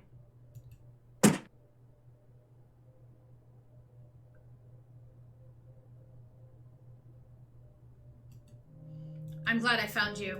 The rain outside has stopped. Did you hear that knocking? Another trap. Everyone's upstairs and wants to leave. Maria was worried sick about you. You tell her about speaking with Maria. Guess I can't lie to you, huh? You just stood there while Karen took my limbs and doing nothing. Are you frightened by her? If you won't come upstairs with me, please turn on the light when you reach the room. I want to see the look on your face when the light bulb turns on. Can you do that for me? You nod. Hey, thank you. Thanks for letting me lick the bowls clean. That was enough to keep him at bay. We'll meet again soon. Beware, Karen. You feel Gregor leaving the staircase. You descend deeper into the abyss. Yeah, right, exactly. The air pressure down here feels greater. You're getting closer to Karen with each step. Something is approaching. These are some long-ass basement stairs. Oh, thought you'd still be fending off that glutton Gregor right now. You tell Anatoly about meeting with Gregor. Oh, I was going to try to see if you wanted to pick onions with me. You shake your head. I guess there's no fooling you, huh? You survived this long and now you'll need to fend off Karen. I can't tell if I'd rather have you or her stick me around down here. You ask Anatoly where Karen is. Oh, she's just below us, waiting to devour you. Karen's been practicing her butchering again. Maybe she'll start with your arms. Haha. Down here, the whispers have told me about you. I can't believe some of the things you've done. Worse than any war crime. So many whispers about those sort of things. So many whispers down here. It ends at the bottom. Karen might be alive down here, but you won't be. See you again soon. You feel Anatoly leaving the staircase. You grit your teeth and keep going. I mean, I wouldn't go down here either. Your feet finally hit solid ground in the basement. Something doesn't feel right. Behind you. You feel around the wall blindly and locate the light switch. Hello! Hello! You've come so far. I'm proud of you. Cabbage! Cabbage! As leader of the Chompettes, I wanted to let you know we have your back. No matter what happens out here, just call out to us and we'll be there. Boy, Honest, boy. wouldn't let you die down here. When you yeast expect it, we'll roll with you. Ha ha ha ha. You can't sneak up on me. But sneaking up on you, extremely easy. Are you deaf? Raspberry. That was pretty cruel even for me. This is like your hallway in the dark. Exactly! My hallway's terrifying.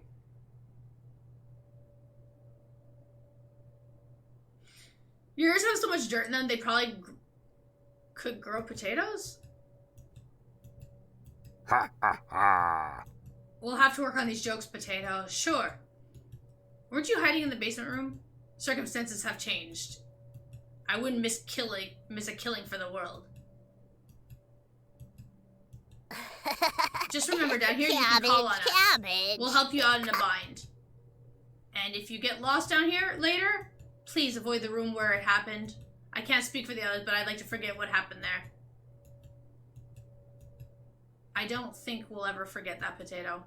But thank you for coming along with us. I wouldn't call it a change of heart because you never really had one, Potato. You should have rotted down here, but I'm glad you're here to help.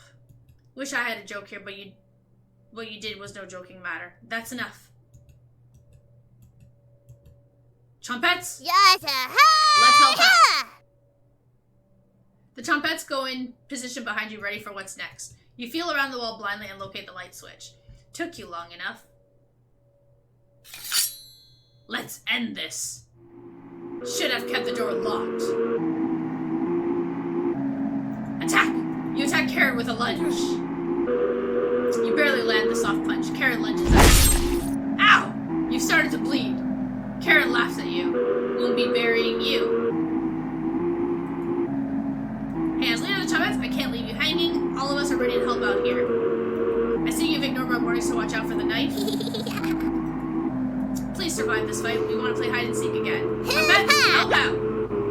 Cabbage has filled you with hope. You gained 5 HP. This was an ideal time to talk to the Chompettes. Karen looks confused, though. It'd be best to watch out for that knife. The cut is deep. This will need to be treated if you want to make it out alive. Karen catches her breath. Should have kept the door locked. Onion! Onion! No crying down here. Let me look at those wounds. Onion! Blood, gross. Your eyes begin to water. Boy! What did I tell you about crying? Onion! You got this, champ. Good luck. 5 HP. Karen lunges.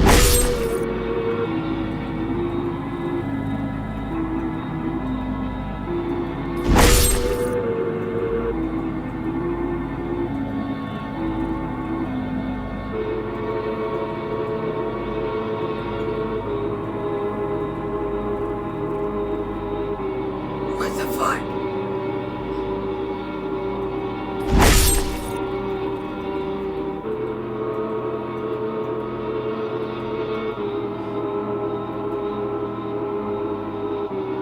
Why are you healed?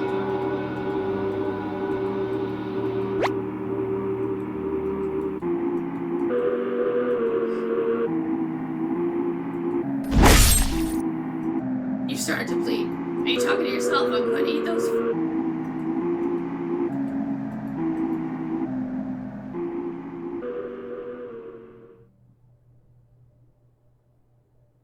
Took you long enough.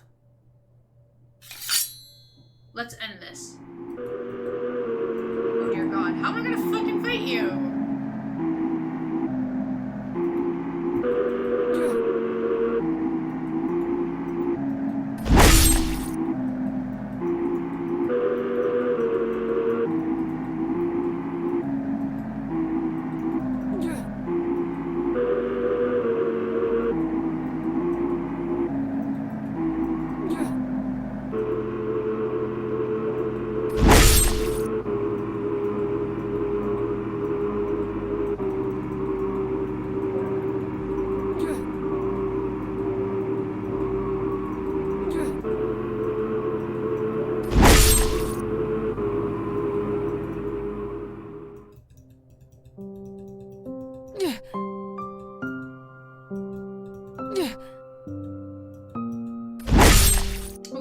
face!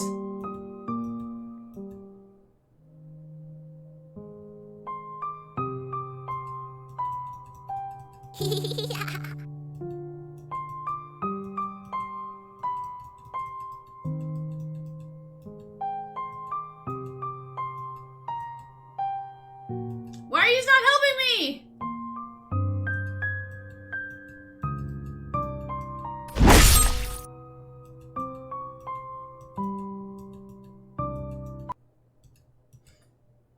Wow.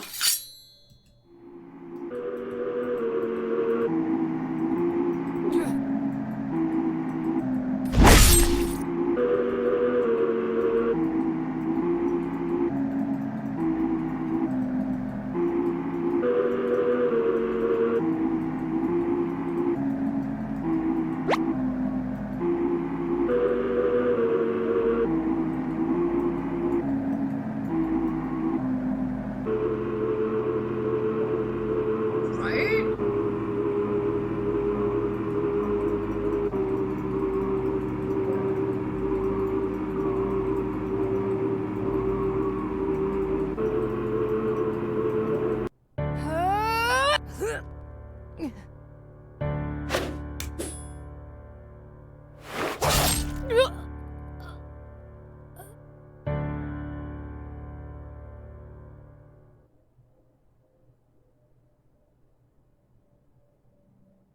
Karen quickly stumbles down the hallway, turning left at the end. You're hobbling after her, but the room is pitch black here. The rot of a decaying flesh here is nauseating. You can hear the small echoes of Karen's footsteps disappearing below, making this room feel enormous. You can't see their eyes, but you can feel them. You're being watched. The staircase in the center winds downwards, spiraling into the abyss. You're getting lightheaded again. Gravity almost gets the best of you at times as you work your way to the bottom. At 11 p.m. you're done. Oof. The smell of mildew and something rotten makes you gag. You can barely make out the islands of door frames in each direction. You head east, opening the door. You feel Karen's presence close by. Ooh.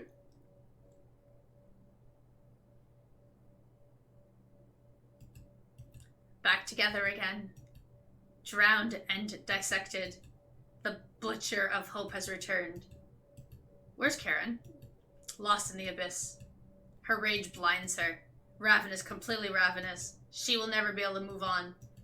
Bound to this cabin by you, she will never escape. Those that die in the cabin are bound to different rules. Fleeing west did nothing. Victims will always gravitate to this cabin. Always find a way to you. You wretch. You abomination. You horror. Turn on the light and savor your inhumanity. Turn on the light. Turn on the light. Turn on the light. Reap what you have sown. Maria? Anatoly? Gregor? Karen?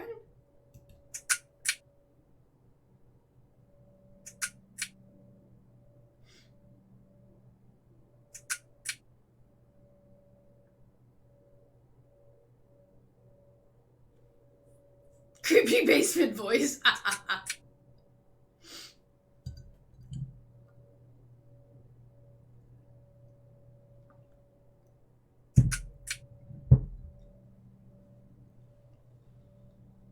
So what did I reap? Good morning.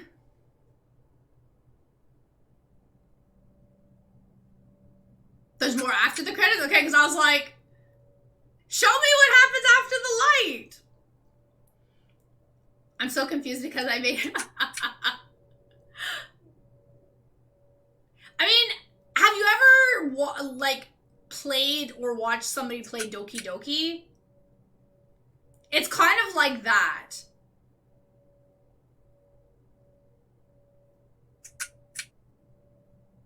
Oh, okay.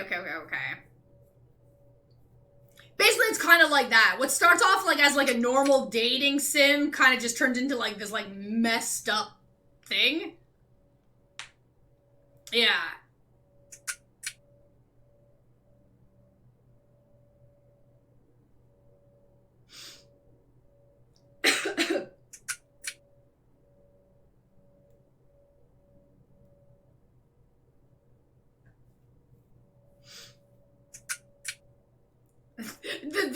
blinking of the light switch, eh? Click, click, click, click, click, click. Click, click, click, click.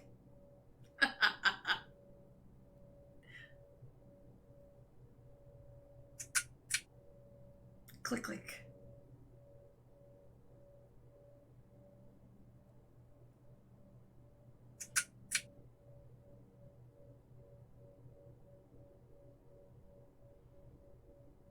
Oh, Stephen King.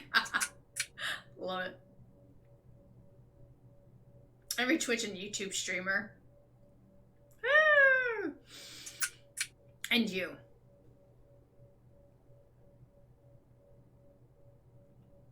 Not done yet, Dear Dream Studios. Baba Yaga. Oh, okay. I know that story. With chicken, she can leave the but. Oh, okay. You hear talking upstairs. Thieves? You grab your flaying knife and silently go up the stairs. You'll eat well tonight. The four look completely shocked at the sight of you. She doesn't look like she has the courage to speak. We've been lost for a few days. Your cabin is the only hut we've seen so far. Can we stay for a few nights? You clear your throat and ask the questions you've asked thousands of times.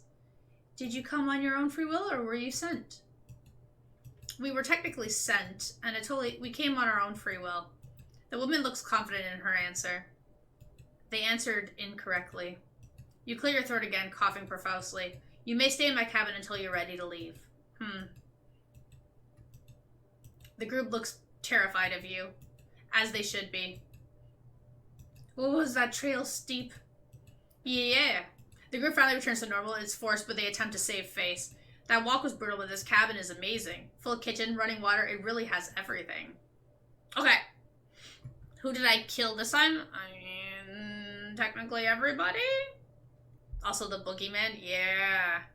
No, the boogeyman's terrifying, though. Years earlier.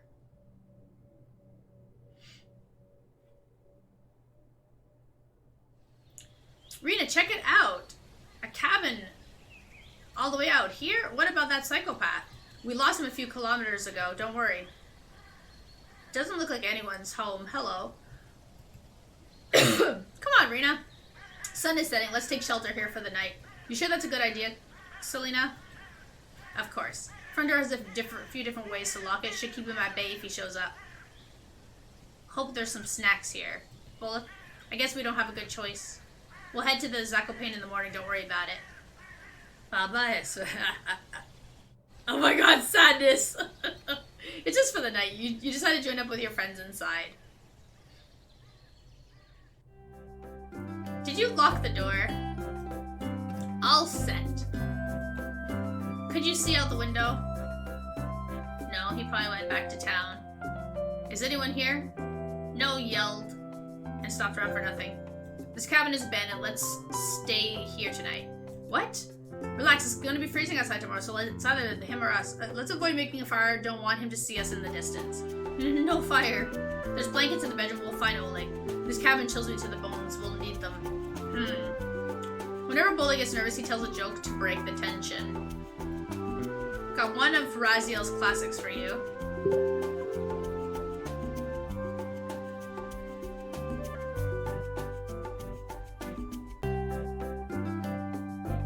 Yeah, I kind of already, kind of realized that.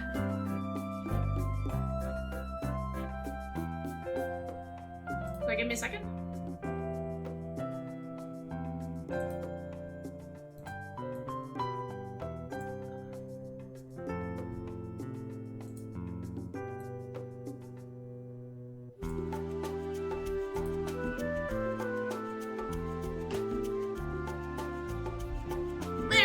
Good one. What do you call a snowman's kids? Children. Ha ha ha ha. Heh. Let's split up and search the cabin. See if you can find any food for us to edit tonight. I'll take the bedroom. Leave the living room to me. Rena, I'll search the kitchen. No need to help me. You sure? Of course, I know exactly where to look first. I got the Zakopane Junior Baker Award, remember? Alright, everyone. Let's move out. They're so cute.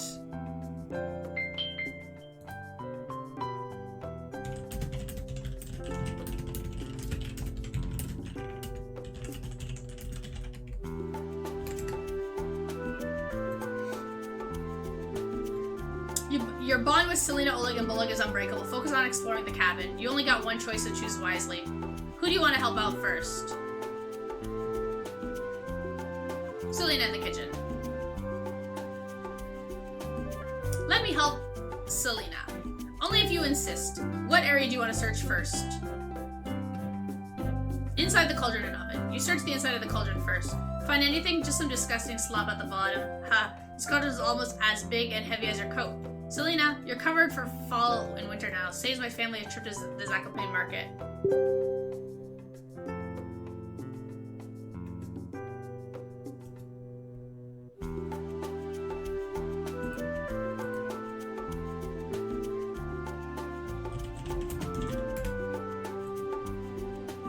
Yes, she's cabbage.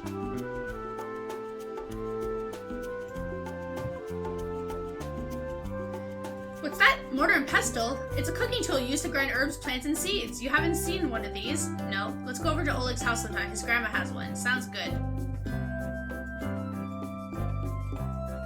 Bone fragments? Chicken bones? Too big to be a chicken. Not sure that it looks like it came from some animal, but the sizes are different. Young and old skeletons? Correct. Put these back though, it's grossing me out. What are these herbs? Are they edible? Don't touch those. Well, why not? They're ancient. They'll probably turn to dust if you touch them. Bullock will probably still eat the dust though. Rena! Like something was smashing its lawn left to burn against it. Was something alive crammed into this oven? But the brick layering is much more advanced. Maybe it's time to check out Bullock and... You know some meat cleaver sticking out of the butcher block. You equipped the meat cleaver.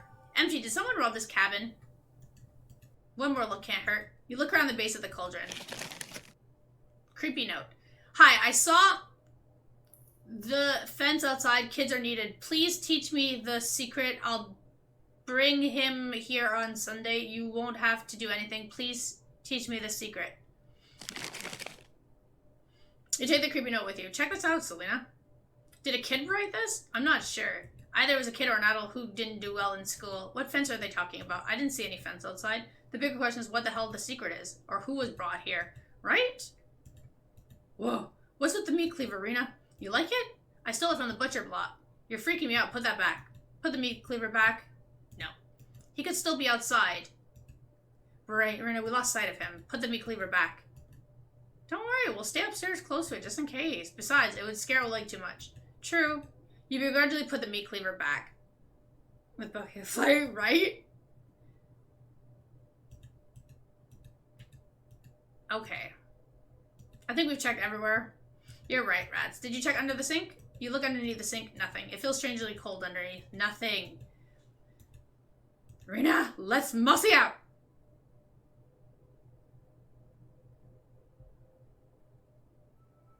Too much, pesky Rena. You napping? Oh, she's cute! No, just staring at the clouds. Oh, yeah? The drowning of Marzana is in a few minutes. Let's burn that witch and throw her in the river.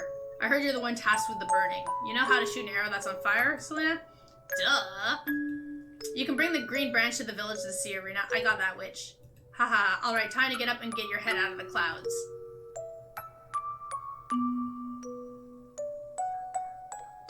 Selena takes you down to the river. Downstream is the witch, Marzana, made of straw and sticks. Her wooden raft won't catch fire easily. You have to aim for the body. Selena fires 3 flaming arrows at Marzana's raft, but nothing connects. When you finally catch up to it, the effigy has fallen into the water. Help me fish this out, Rena. The weight is surprisingly light. I thought it was bad to touch the effigy after trying to drown it. That's just an old superstition, Rena. You need to burn them, then drown to complete the ritual. Gross. Marzana, swim across the seas. I'm hiding the shadows, but hope the game is shivers go great. Hey, Kings! It's been pretty interesting so far. Later, Aussie. Have a good one. Let all the flowers bloom and make the fields turn green. Whoa, what the hell are you two doing? Helping Marzana back on her feet, Oleg. She's like, come help us get back to the others. Hey! Diana, how's it going? I'm not touching that. Hells yeah. Oleg. Of course, of course. I got it up and ready to go. Can't really move the chair very much because my dog is like right behind my wheels. Thankfully none of the adults caught you messing around the effigy. Wait, we had adults with us? It's so comfy too. Super, super comfortable. Pet the dog. Loki, do you want to say hi? Wait. Let's grab him really quick. Come here, want to come say hi? Ugh. This is Loki. I know, I'm sorry for waking you up. But everybody wants to see the pupper. You can go back to bed in a minute. Okay? Good night! Okay, wanna go back to bed? Yeah, he's a cutie pie. A big troublemaker, though. Ugh. I know, right? Watch him start barking now that I woke him up. Be like typical dog.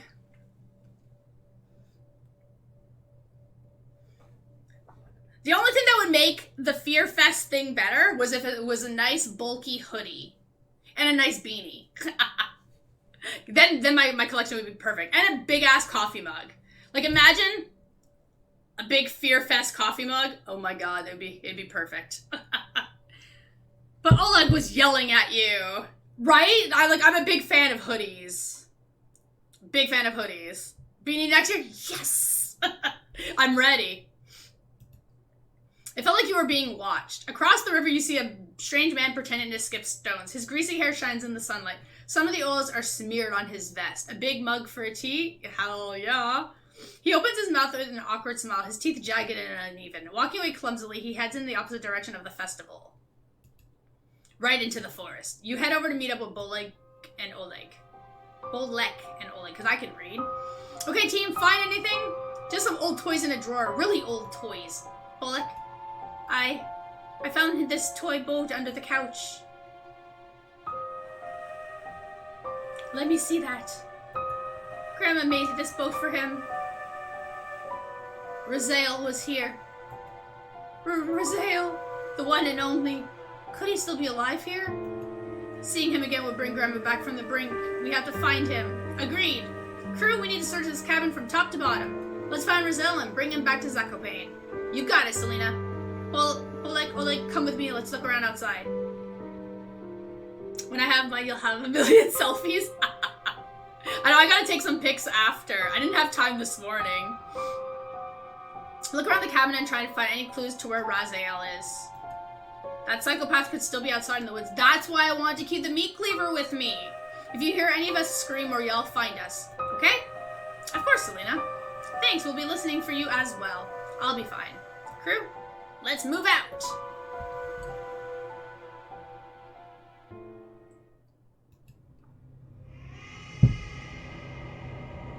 Okay.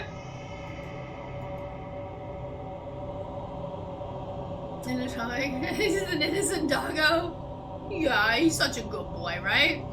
Who's there? Nothing, replies back. It sounded like it was coming from the kitchen.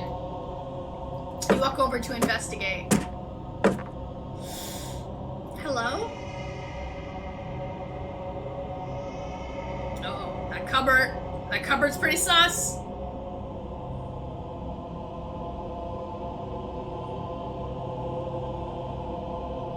Elijah, j'essaie de cabana. Now? Voce está realmente en peligro. Sea luego de ese lugar amastiguado en una volte. Ella me pudo separar dos mis pies por todo el océano. Y me tuxa para aquí. Yeah, okay, so the ocean. Ella ve devorar todos voces, fujaman sayaman. I'm sorry, I don't understand what you're saying. Ha! Falos polones muerto vem. E devia parar de ficar tagarelando. Aquí. Pegueiso. A drawing is pushed out of the cabinet. Ele fez alguns desejos antes de morir. De isso para os parentes dele que sobreviveram.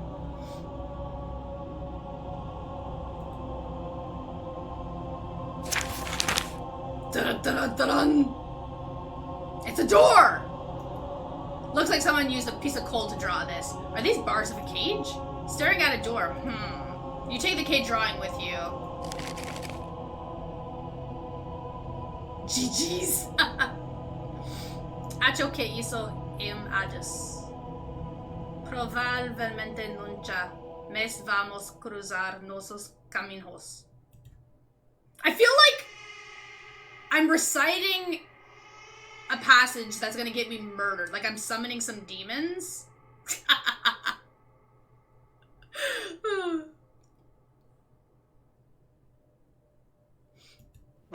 Selena, Oleg. No reply. Dun, dun, dun.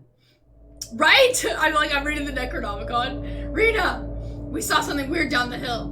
Looked like an old fence with bones all over the ground. It could have been animal skulls, but couldn't tell from that distance. Heard some weird whispering before we go back to the front door. Find anything? You wouldn't believe me if I told you. Strange whispers coming out from under the kitchen sink. Whispers? Was it a ghost, Rena?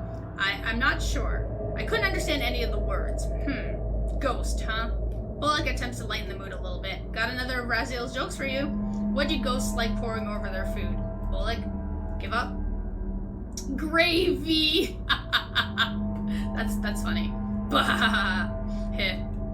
It was probably just the creaking of the cabin, Rena. No such thing as ghosts. It seemed pretty real, Selena. Well, if you see it again, let me know. That fence outside was absolutely terrifying. We can't let our guard down here. Yeah. Can we not split up anymore? I'm scared of getting separated now. Of course, Oleg. We're a team, and teams stick together through thick and thin. Rain or shine. Feast and famine. You're right, Selena. Ha ha ha. I just don't want to lose any of you like Raziel. That won't happen when we're together, Oleg. Bullock, you're a night owl. Can you stay guard while we sleep? Of course. Thanks, Bullock. Oleg and I will take the bedroom. You okay with the living room? Yeah. Thank you, Bullock. Wake us up if you see or hear anything. You got it. Oleg and Selena head to the bedroom, opening the door fully behind them. You lay down on the couch and quickly fall asleep.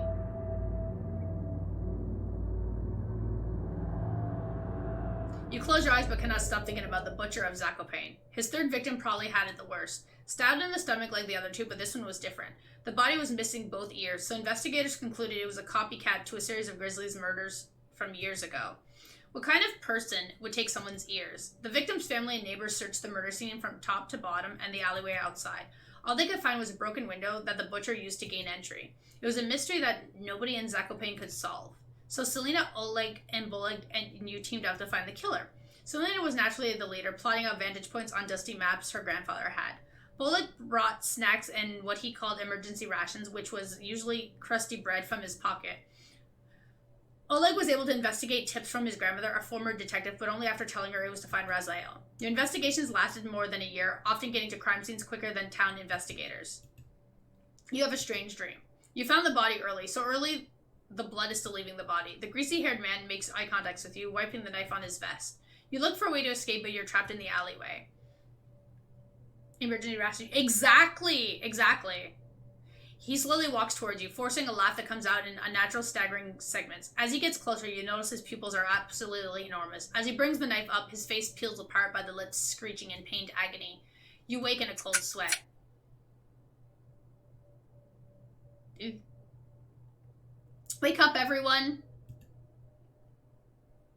Well, look, it's like 3 a.m. I heard something outside. Was it one of those crows? They never shut up. It's him. Huh? Selena? It's him. What's the plan? Selena makes the group's secret hand signal. Only whispering is allowed now. Oleg, eyes on the doors and windows. If he makes it inside, run out the front door or downstairs. Downstairs? What if there's less room down there? Then we need to manipulate the lights down there. Find the light bulb pulley, and when he gets close, turn off the lights. He's got that knife, so run for the front door when there's an opening. What if there's no working light down there?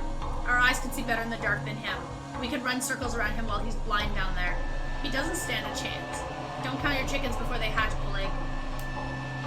Bullock, can you outrun him? Of course. Rita, do you see anything out the window? The rain hasn't started yet, but you can see storm clouds in the distance. Maybe it'll get too muddy for him, unless he's coming through one of the windows. The window glass is thick. If you try to break it, everyone would hear it.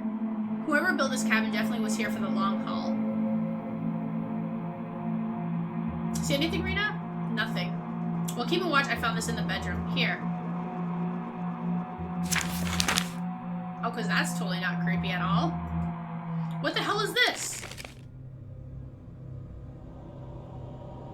But I am hooked, right? Did Raziel make this? It had to have been him. When we found the body stuffed into the barrel... Yes, he's potato. So, cabbage, potato... Wait. Cabbage, potato... No, bread. Cabbage, bread, potato, I think.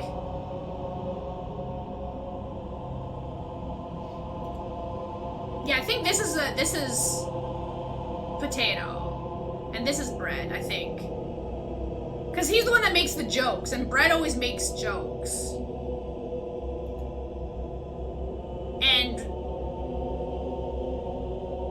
I'm Rena. So at first I thought I was raspberry. Or no, or is he onion? Maybe he's onion.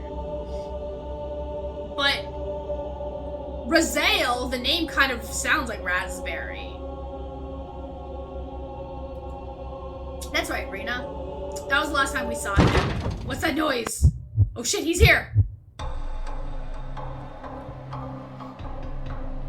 Who is Rena? Well, see, at first I thought we were raspberry. That's what I thought. But the name Raziel just kind of sounds like it would match raspberry more. As you run to the staircase, you see him standing by the front door. He wipes his eyes with his sleeves, completely drenched from head to foot. He attempts a smile, but it looks completely out of character. You slow down your breathing, making it to the staircase safely. Come on, guys, run!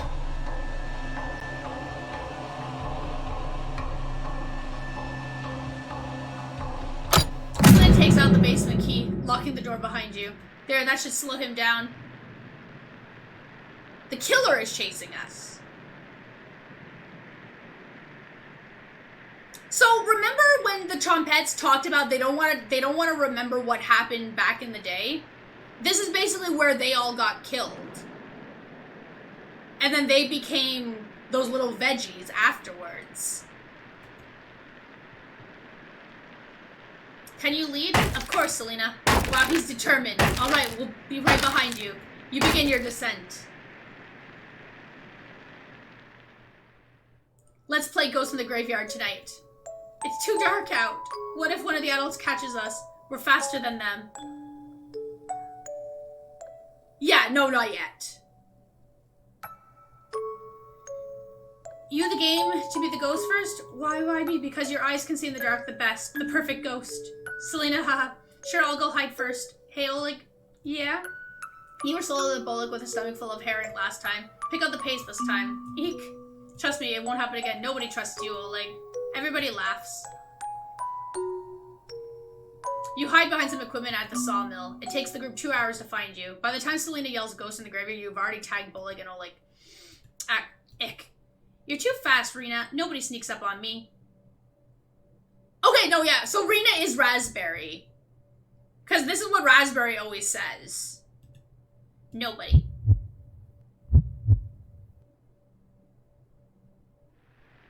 Rena, what's going on? Nothing, just remembering something. Bullock and Oleg went ahead. There's no time for this. We need to go. Yeah. Because it kept confusing me, right? Because of that name. He must be searching for the key. What an idiot. He must be furious to be causing that much damage. Oleg, you find a light switch down there? Yes. Get in position. We'll be right down. Come on, team! That locked door is keeping him busy. That door is pretty old, though. Did you see the hole in it? He's coming down! Run! eyes strain to see further down the staircase. You can't hear him.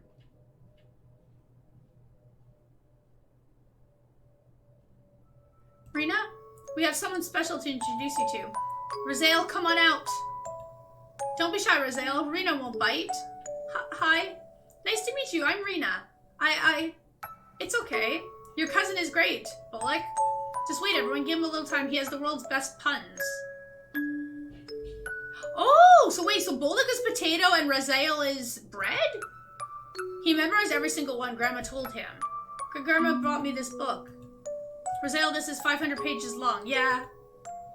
Everyone laughs with Raziel, enjoying a nice meal together with Bullock's family. Raziel tells countless pun jokes, Bullock howls with laughter, and the adults shake their heads in agony. His joy is infectious, making Zakopane a better city for everyone, except for one. Rena, you're slowing down again. Selena, Raziel, what about him? I keep remembering him. I see. He. Crew, let's keep going. You continue downwards. What the hell is this? What? The light isn't working. No time to find a weapon in here. Let's keep going down. I can see a light further down the staircase. Your shoes stick to the floor at the bottom. You can barely make out the light on the door on the right, east. There's 3 of the doors, north, south, and west. Selene tries the door to the north first. It's locked. This room is tiny. How are we going to get around him? Don't be scared. Let's try the doors and see if we can lock it from the inside. Which way, Rena? West. Locked. East. You, Selena, Oleg, and Bullock throw open the door, turning around to see him. Oh, she's so cute! Leave us alone! You left the knives upstairs. It's 4 against 1. Leave with your life. Ha ha ha ha. Say hi to Raziel for me. Hug.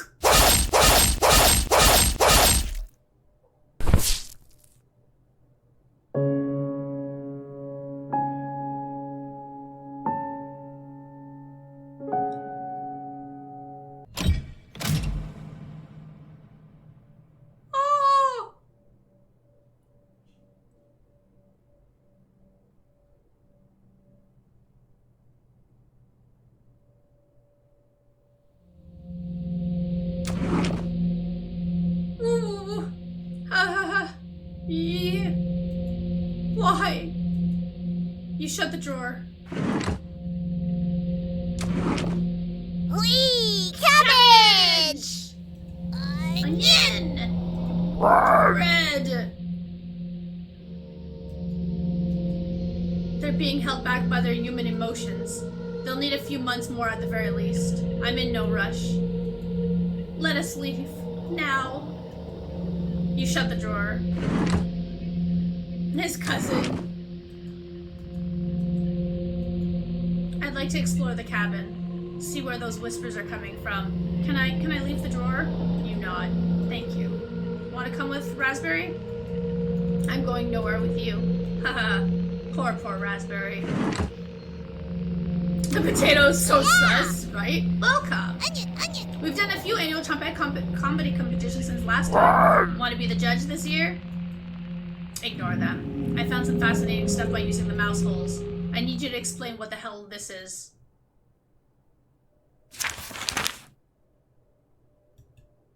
Were you fattening him up? Or were you scaring the hell out of him while you hesitated? You take the basement drawing with you. I will never forgive you for this. You shut the drawer. Wee! It's Cabbage! Trumpets, sound off! Onion! Never fear, Onion is here! Like my cousin Cornbread says, I'll rise to the occasion. Raspberry! Oh, it's Mary Raspberry! Oh, yeah? Potato? Potato? You have nothing to give me now. Leave me alone. This is the only way to escape, Potato. We need to leave at the same time. I'm not leaving the cabin. But Potato, please. Potato, we want to see... No. Cabin tries whispering, but you can clearly hear every word. They can release us. Just play along and maybe they'll pity us. Yeah? I'm not working with them. But right now, I pity them. Just an old disgusting foul smelling. That's enough. Potato's words cause a regression to stir inside of you. Keeping these intruders around might be entertaining for now. You slide the door closed, giving them time to stew on their thoughts.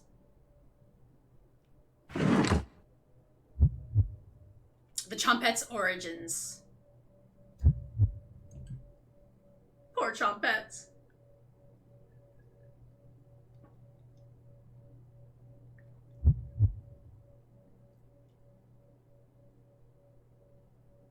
The potato doesn't seem to want to leave, though. The irony of potato being a potato. Great hatings. Well, we just learned the origin story of how the Chompettes became the Chompettes. Well, because anybody that dies in the cabin gets trapped in the cabin, right? So the only way that they could escape is if we let them out. But Potato doesn't trust anybody.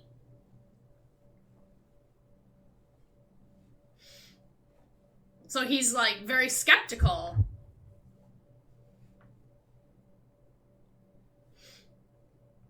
Great dating sim, right? And you. Thank you. Okay. I don't know. Potato could have been Oleg, maybe? Or Bolek? I don't even know. I'm confused. Because I'm trying to think of who Onion was, but then I'm like, I don't know. Who is Potato? Tat is Potato. You have a strange nightmare. Because that's not terrifying at all. Potato, wake up. I said wake up. The others are causing you to become weak. Oh god, we're gonna be murdered by a potato! We need to get you back to normal. Less talking, less hesitation. Especially if someone is trying to become stronger than you. That used to make you upset, right? I'm keeping an eye on you. I am literally gonna see this face whenever I sleep tonight. You ask for how long? At this rate, never. You cough profusely, covering Potato in a fine mist. You're beyond disgusting. So then, are you ready to fight back against the nightmares? Punish the spirits that have made your life a living hell? Yes. Perfect. Let us give them no quarter. Close your eyes again and let's begin to traverse the abyss. You relax your muscles, getting ready for what's next. I need to go to Walmart and get bears for protection. Go buy a bag of potatoes while you're there. A potato doing things and shit. Welcome to nightmare mode. If you survive, you will gain some additional insight to the world of cooking companions, as well as unlocking New Game Plus and a Chompette's Only event. This mode is mostly just a joke, so don't take it seriously. From the main menu, if you select New Game, you can immediately jump to this mode and others. If you make it to the end, you'll unlock the Chompette's Cabin Courses, a Chompette-only event free of humans. For the true cooking companion experience, this mode should be played in a pitch-black room with headphones. In a pitch-black room? If you still need to max out your relationships, don't worry. You'll get the opportunity to do so in New Game Plus. The Raging Potato! You should really make a manual save right now. Don't hesitate. Okay, save. I'm gonna save here. Okay. Thank you for getting this far. Your bravery is commendable, and you will be rewarded. Thanks for playing. Oh, almost forgot. Nightmare mode activated. You wake up in the bathroom again. Oh dear.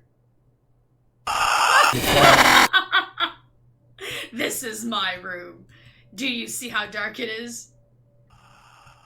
It's cold. But I can look at you. Look at me. Are you scared? Run! Run! Run! Run! I am scared. You wake in a cold sweat. Your surroundings feel completely different. Sneak. Maria's presence is enraged. She's beckoning you to follow her. You get up and leave the bedroom. It's a beautiful sunny day outside. What a fitting end to such a horrible nightmare. You head to the kitchen for some breakfast. Oh dear. This will take ages to clean. Good job, yeah. You take a few bites of meat. You lost more of your humanity. You stare into the ash pile in the oven. Are they still upset? You head back to the bedroom to take a nap. Which one of them is causing this? Maria? Anatoly? Gregor?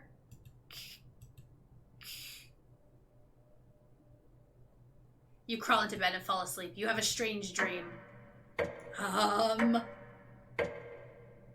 Day 616.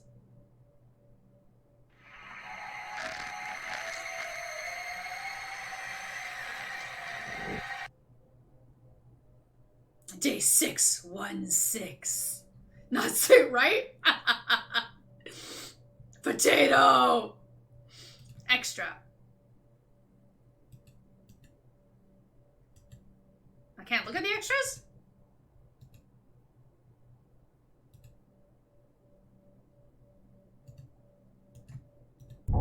Escape. Oh, they're fucking with my emotions. Karen, wake up, sleepyhead. Karen? Uh-oh. She's back. Karen isn't here. It sounds like she's whittling something again. Did she escape the basement? Karen? No reply. You head over to investigate. Another trick by one of them. Who's still missing? Karen? Someone is tapping on the window. I can't get the taste out of my mouth. Are you done, Anatoly? They're getting more bold in their actions. You head to bed to sleep on it. Day 666. We're people and we killed 3 more and now we've gone crazy? Exactly. The 4 has returned to the first floor of the cabin. Wake up, sleepyhead. Karen? Come with me to the living room. Don't argue. You crawl out of bed to face them. Oh. Welcome. We've been waiting all day. Be satiated by this opportunity.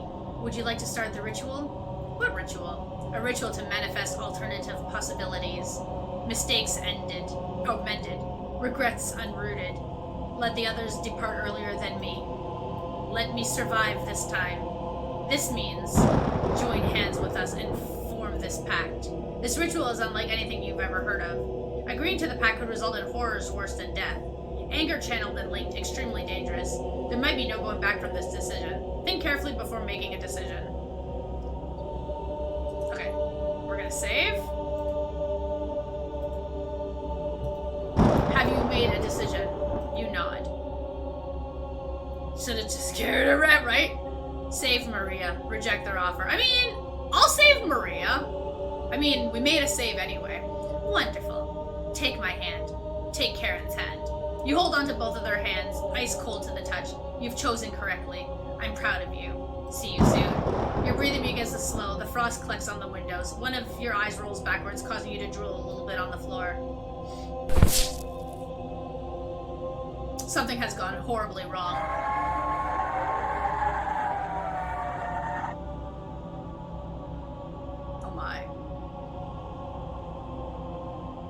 Anatoly picks the shortest stick first, leaving the cabin. Then Gregor goes, then Karen. Anatoly, Gregor, Karen. Once the 3 are gone, it's just you alone with Maria. Thank you for getting me through all of this. Maria smiles, eating the meat. Breaks most people, but not her. The storm clouds dissipate, the sun comes out again. I'm so happy the storm clouds have gone away. I couldn't have done this without you. Maria's eyes widen, looking into yours. I want you to stay here and take care of you. All my life I've been looking for my true calling, and it was you all along. No need to ask me the question again. I am here, 75% of my own free will and 65% by compulsion. She answered correctly. How did she know? I bet your arthritis is extremely bothersome. Do you want me to show you a special technique my grandmother taught me to help you with the pain? You nod. Great, sit down in the rocking chair and let me go to work. You sit down in your rocking chair, watching until as Maria comes back with a towel and a bucket of water. I hope this is the start of a beautiful relationship. Close your eyes and relax. You close your eyes, smiling as Maria gets close to you. Maria throws you to the ground, sinking the knife into your chest. Well, I was most definitely not expecting that. It's finally over. No more victims. No more grieving parents. Your reign of terror is over. You're slowly bleeding out, but it's taking longer than expected. I'm going to tell everyone in Zakopane about what happened here. Once all the remains are recovered, I'm burning this hut to the ground. You try to get out a few words, but one lung has completely collapsed. Don't talk. Your hearing begins to fade in and out as you're losing consciousness. Unlike I'm taking no chances, going to watch you die in front of me. Then ash. Your body finally gives out, a stain removed off the earth. A storm cloud lifts off every town.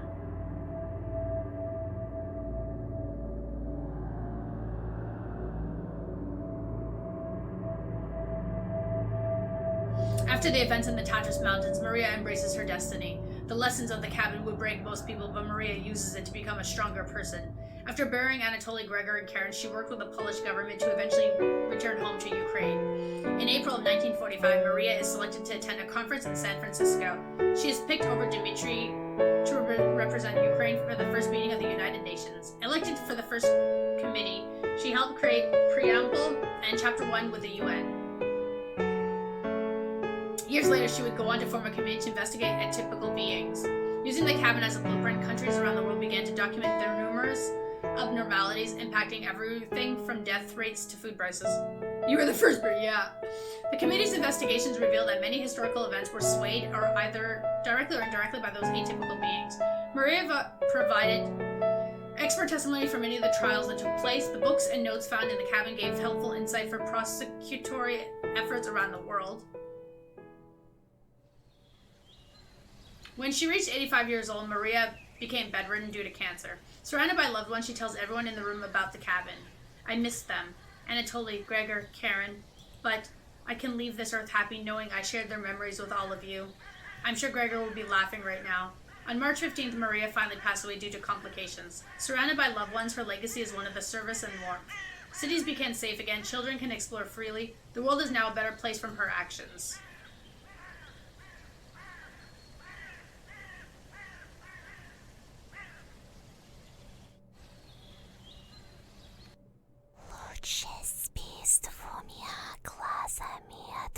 So creepy. Is it now done? The blood splatter? Okay, now it's done. Okay. The gallery.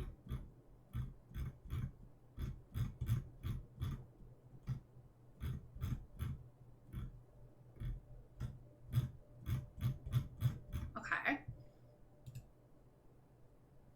Ooh.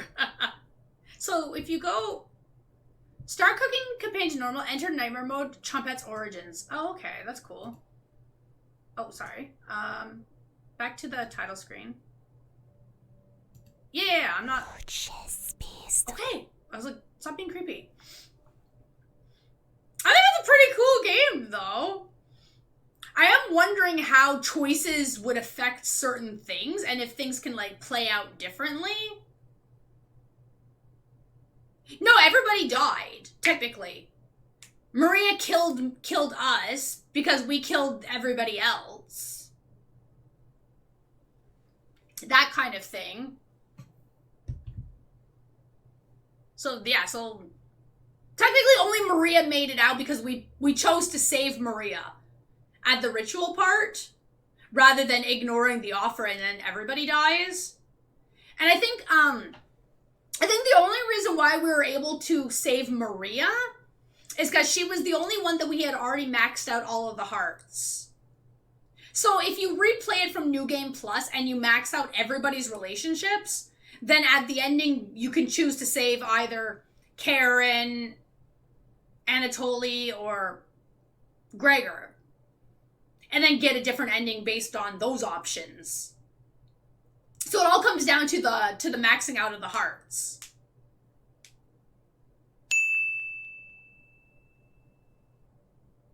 Yeah, because we chose to free her rather than ignore the ritual and let everybody die. So that was the ending that we picked, save Maria, basically. Because it just kind of made sense to save her since she was the only one that we maxed out her hearts with. And I mean, I'm okay with that ending, personally. I'm good with that.